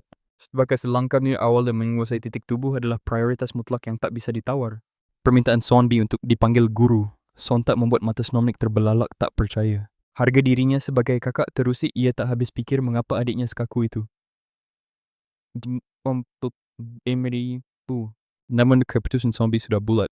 Ia mengangkat jarumnya tinggi-tinggi, menunjukkan keseriusan yang membuat suasana menjadi tegang. Akhirnya ia menyerah dan memanggilnya guru sembari memintanya menurunkan senjata kecil tersebut. Derek akan berlatih rahasia di pavilion belakang 2 kali seminggu demi menjaga kerahasiaan. Snomnik pun terpaksa menerima panggilan baru itu. Ia menatap lubang-lubang di kertas itu bertekad menguasainya demi keselamatannya sendiri. Pemuda kemudian menambahkan, kabar tentang cedera Sonbi akibat perbuatan Nyonya Go membuatnya tak bisa menahan rasa khawatir. Terakhir oleh perhatian sang kakak, Sonbi meyakinkannya bahwa ia baik-baik saja. Berkat perawatan tulus Nyonya Kubina, lukanya pun kini telah berangsur pulih. Sang gadis tersadar bahwa identitas adalah segalanya. Ia harus segera mendapatkan nama resmi sebelum martabatnya kembali diinjak-injak oleh ketidakadilan. Pencarian pun dimulai. Sang guru segera menelusuri tumpukan arsip kuno mencari celah tentang para bangsawan terbuang yang terlupakan oleh sejarah. Sebuah secerca harapan muncul saat ia menemukan catatan masa lalu. Ternyata ada anggota kerajaan terasing yang berhasil meraih pengakuan nama mereka sendiri. Keyakinan sang guru membuncah. Dahulu ada seorang anak serupa yang memiliki bakat sastra luar biasa hingga mengguncang seisi istana. Ia menggawasari 4 buku dan 5 kitab suci secara mandiri hingga dinobatkan sebagai murid terbaik oleh para mentor agung di Songwigan. Saat petisi kehormatan diajukan ke hadapan sang penguasa, sang raja pun mengakui kehebatannya dan menganugerahkan nama legendaris yaitu Honggun sebagai simbol keberaniannya. Namun kenyataan pahit menghantam. Sang guru menyadari bahwa jalan tersebut sangatlah terjal bagi mereka saat ini membuat informasi itu terasa mustahil laku. Tapi ambisi sang gadis sudah terlanjur terbakar. Mendengar tentang pelatihan para mentor justru membangkitkan insting kompetitif dalam jiwanya. Sebagai mantan agent elit dengan bakat mengerikan, menyusup ke tempat seperti itu bukanlah hal yang sulit baginya. Meski tangannya lebih terbiasa dengan seni membunuh, dan ilmu bela diri, kecerdasan otaknya tetaplah berada di level yang berbeda. Berbekal gelar kehormatan dari kehidupannya yang lalu, ia bertekad menaklukkan tantangan ini demi mengamankan posisinya di dunia baru. Langkah awal dimulai dengan menguasai dasar-dasar penulisan serta ilmu pengetahuan yang berlaku di kekaisaran yang asing ini. Dengan tekad baja, ia mengumumkan tujuannya pada sang kakak. Sontak pengakuan itu membuat pria di hadapannya terperanjat dalam kemarahan. Ia tak habis pikir dengan rencana gila itu. Bagaimana mungkin seorang putri yang terasing berani menginjakkan kaki di tempat suci para mentor? Sang gadis hanya membalas dengan tatapan tajam. Baginya jika ia berhasil meyakinkan sang ayah, maka gerbang takdir akan terbuka lebar. Namun sang kakak memperingatkan dengan nada getir bahwa menemui sang penguasa tertinggi bukanlah perkara yang mudah bagi mereka berdua. Keadaan tiba-tiba menjadi sangat mencekam saat pintu kamar terbuka lebar dan sang raja sendiri melangkah masuk dengan aura yang mengintimidasi. Sementara itu, sesaat sebelum sang raja menginjakan kakinya di pavilion terpencil milik putri yang ia lupakan tersebut, beliau sempat berbicara dengan penasihat agungnya. Sebuah pertanyaan mendalam tentang putra sang penasihat mulai terlontar dengan nada penuh teka-teki. Sang penasihat segera membenarkan informasi tersebut. Saat itulah sang raja bersiap mengajukan sebuah pertanyaan krusial yang menentukan segalanya. Meski tak berani membantah titah raja, sang penasihat tak mampu menyembunyikan rasa cemas yang mulai merayapi hati dan pikirannya. Sang penasihat merasa janggal. Begitu kembali raja langsung menggelar rapat dewan selama setengah hari penuh. Hal ini sangat mencemaskannya. Ia tak mengerti apa tujuan sebenarnya di balik pertemuan mendadak itu. Di tengah rapat formal tersebut, raja bahkan membawa sang putri hingga gadis kecil itu tertidur pulas. Padahal raja ini dikenal kejam karena tega menghabisi saudara-saudara tirinya tanpa belas kasihan. Menebas leher putri tanpa nama yang tertidur di pangkuannya tentu hal mudah bagi pria sedingin itu. Penasihat curiga sang raja, mencari alasan untuk bertindak. Namun sang putri masih terlalu belia dan polos. Rasa iba pun muncul. Tiba-tiba raja justru bertanya tentang apa yang paling disukai putra sang penasihat. Seluruh ruangan terkejut mendengar pertanyaan itu. Tentu saja sang penasihat tidak berani mengabaikan titah raja. Sambil membungkuk hormat, ia menjawab putranya sangat gemar belajar. Semua orang pun merasa sangat terperangah. Raja membenarkan. Namun ia sadar bahwa tiap anak memiliki keinginan yang tidak bisa disamaratakan begitu saja. Bagaimanapun setiap anak pasti memiliki selera dan preferensi unik masing-masing. Raja lalu mengubah pertanyaannya. Lantas apa yang biasanya disukai gadis kecil? Sang kawan pun tersentak heran. Ia bertanya kepada tetap tenang yang lalu menjelaskan bahwa dari tergantung pada sifat dan usia gadis yang dimaksud. Faktor usia sangatlah krusial. Saat itu tatapan tajam raja tertuju pada putri yang masih terlelap. Raja mengangkat tangannya. Sang kawan mendadak cemas, mengira sang raja akan melayangkan pukulan pada sang putri. Untungnya tidak. Dengan suara yang sangat lembut, raja hanya bergumam bahwa putrinya masihlah seorang bayi. Demi memastikan sang kawan pun bertanya, apakah sang raja benar-benar peduli pada kegemaran putri kecilnya itu? Melihat raut canggung di wajah sang raja, ia sadar bahwa asumsinya kali ini memang benar. Ia pun memohon maaf lalu bertanya alasan mengapa sang putri harus dihadirkan dalam rapat penting ini. Raja menatap putrinya lalu berbisik pelan. Anak-anak akan tumbuh besar saat melihat kerja keras sang ayah. Ia hanya ingin mendengarkan laporan semua orang sambil ditemani oleh kehadiran sang putri di sisinya. Baginya semua terasa sempurna. Sang raja lalu menoleh pada kepala Kasim untuk menanyakan pendapat pribadinya. Pria berseragam hijau itu melangkah mendekat lalu menyatakan persetujuannya dengan tatapan dalam. Sepertinya dia tidak mengagumiku, ucapnya datar. Ia hanya terlihat bosan dan mengantuk di sana. Setelah itu sang raja melemparkan pandangan tajam menuntut pendapat dari para penasihatnya. Tentu saja mereka segera setuju menganggap suasana tenang ini jauh lebih aman bagi sang putri. Namun dalam hati ia heran bagaimana mungkin anak 5 tahun bisa bertahan diam berjam-jam tanpa melakukan apapun. Keheningan itu pecah saat sang putri terbangun menatap sang raja lalu memanggilnya dengan sebutan ayah. Kasim istana pun tersentak benar-benar tak menduga keberanian yang ditunjukkan oleh gadis kecil itu. Sesaat ia mengira pendengarannya telah mengkhianatinya di tengah suasana aula yang mencekam. Sang putri justru mengeluh kakinya sakit karena duduk terlalu lama sebuah sikap yang dianggap sangat tidak sopan. Seluruh orang di ruangan itu menahan napas yakin bahwa amarah sang raja akan segera meledak. Namun di luar dugaan sebuah senyuman hangat terukir di wajah sang raja saat ia bertanya lembut padanya. Setelah mendengar gumaman sang putri pria itu segera mengakhiri pertemuan dan membubarkan semua orang. Langkah kakinya yang gagah membawa mereka berdua kembali menuju istana pribadinya yang megah. Kini jelas bagi semua orang bahwa sang raja telah memberikan kasih sayang spesial kepada putri kecilnya. Di sana teh yang harum serta deretan hidangan pencuci mulut yang sangat lezat telah menanti mereka. Sang putri merasa kebingungan padahal awalnya ia berharap bisa mencuri dengar informasi penting kerajaan. Ternyata sepanjang hari sang raja hanya sibuk dengan rapat formal yang terasa sangat membosankan baginya. 3 jam bersimpuh membuat kakinya terasa kaku, namun ia memilih untuk memendam rasa sakit itu sendiri. Ia merasa sangat was-was saat sang raja hanya memperhatikannya dalam diam tanpa menyentuh kudapan sedikit pun. Kerendah apa tidak dimakan? Tanya sang raja tiba-tiba membuat sang putri termenung sesaat dalam kegelisahan. Ia mengira Harroja bersikap sangat sopan dan serius di depan sang raja sehingga ia tidak berani makan. Dengan gerakan yang ragu-ragu jemari kecilnya mulai mengambil sepotong kue yang tampak begitu menggoda. Sang raja mengernyitkan dahi seolah tidak percaya melihat betapa kecilnya porsi makan sang putri itu.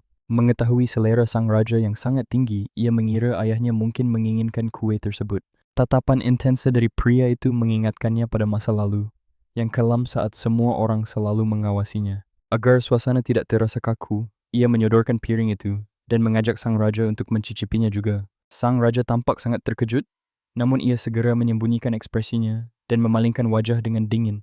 Penolakan itu memicu amarah kecil di hati sang putri yang tidak mengerti apa keinginan pria itu. Habiskan teh itu sampai tetes terakhir, perintah sang raja dengan nada yang tidak bisa dibantah sedikit pun. Ternyata itu adalah teh kesehatan khusus yang sengaja dipesan untuk melancarkan pencernaan sang putri kecil. Perhatian yang sangat tidak terduga ini membuat hatinya bergetar karena rasa hangat yang mulai menjalar. Mungkinkah penguasa yang dikenal dingin ini benar-benar sedang merasa khawatir pada keselamatan dirinya sekarang? Sang putri terus menatapnya tanpa berkedip hingga membuat sang raja merasa canggung dan sedikit salah tingkah. Saat ditanya mengapa menatap seperti itu, sang putri dengan polos menjawab bahwa ia menyadari perhatian ayahnya. Sang raja akhirnya mengakui bahwa ia telah memaksanya bekerja terlalu keras hingga sang putri terlihat sangat pucat.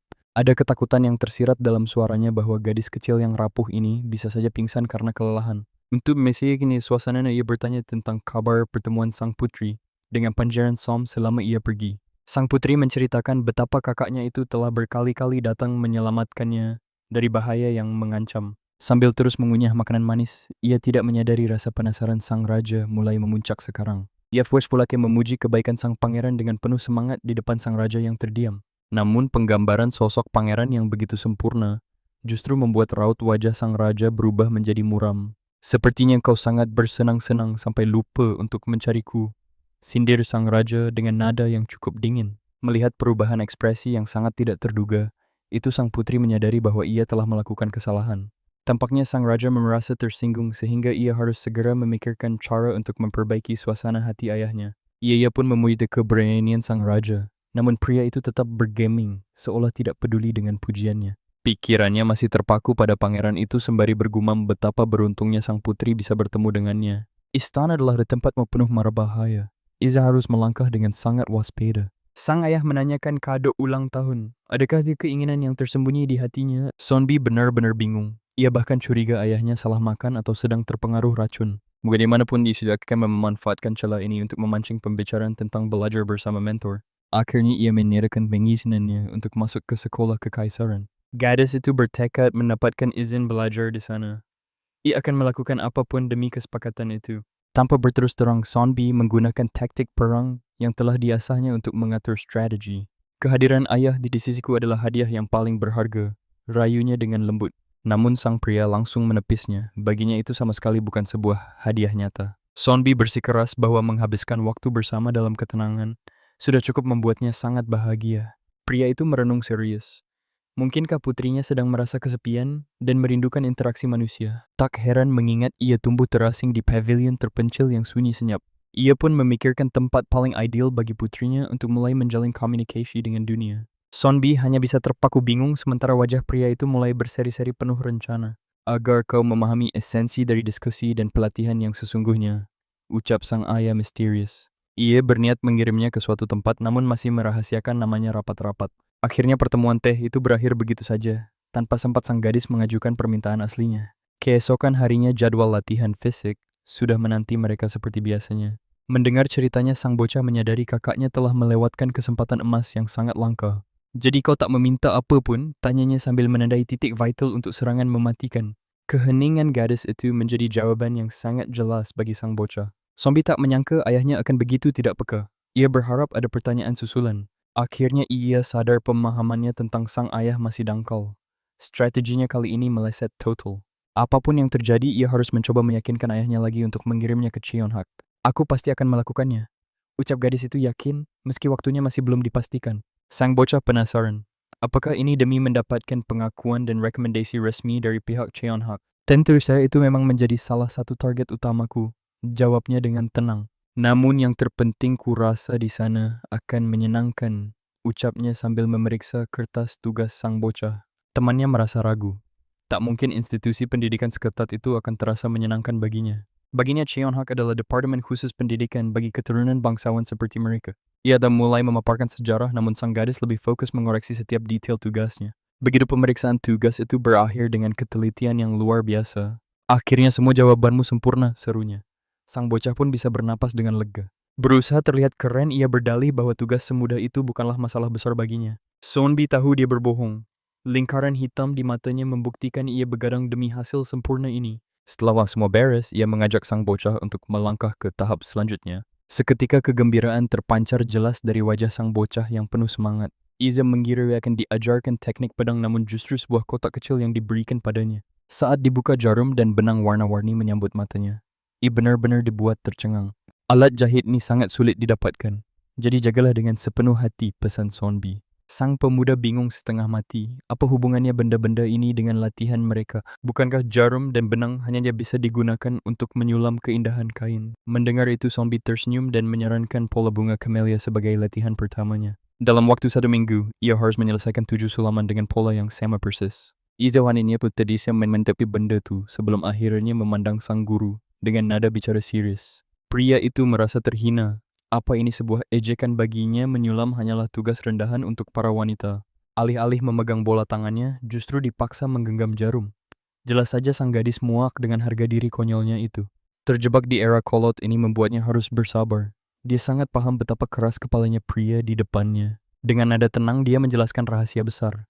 Jarum kecil ini bisa menjadi senjata maut yang merenggut nyawa seketika.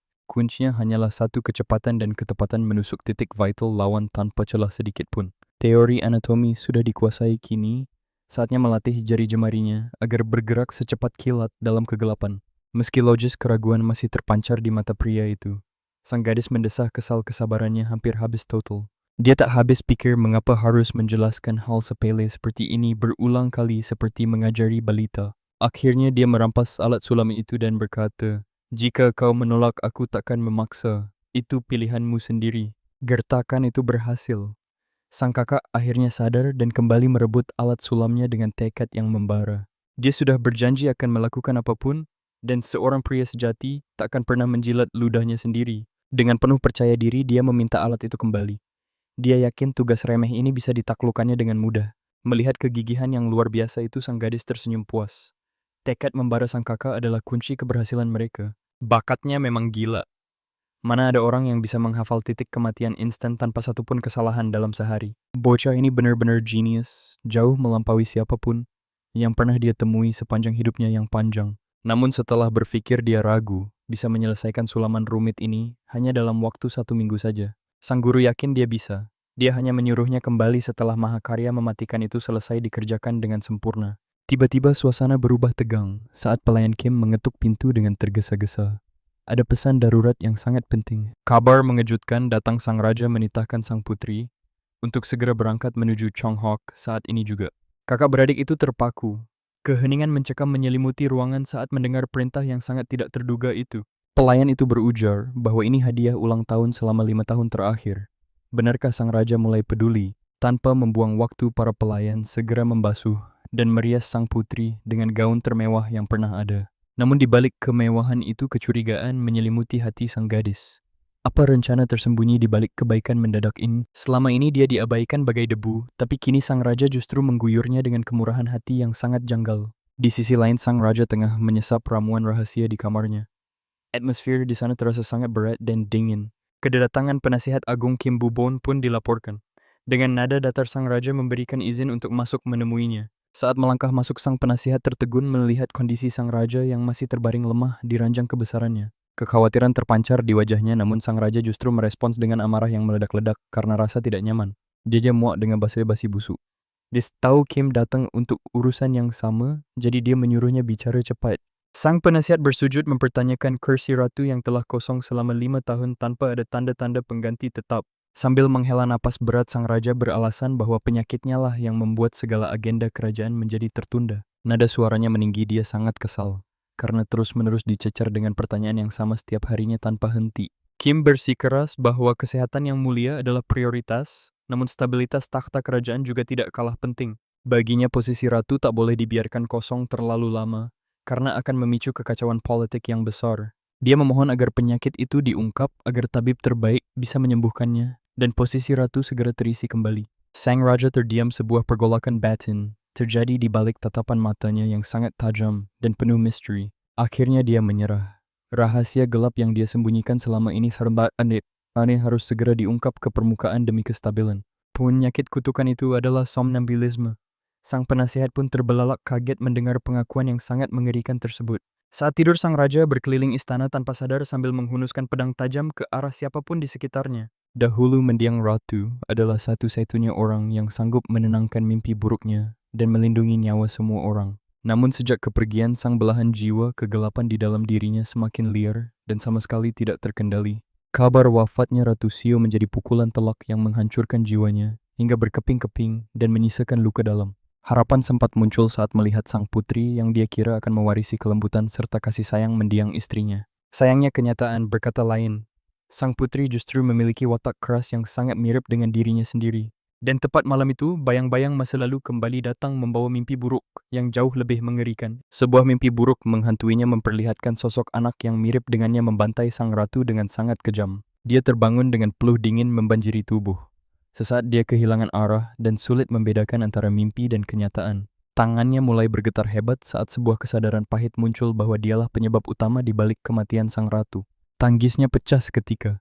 Arwah-arwah yang pernah dia habisi kini meminjam wajahnya untuk balik menyiksa wanita yang dicintainya. Setiap malam mimpi buruk yang sama terulang kembali hingga membuatnya sesak napas dan tercekik oleh rasa bersalah. Saat kewarasannya mulai terkikis, habis dia mendatangi anak yang sedang terlelap itu dan hampir saja mencabut nyawanya.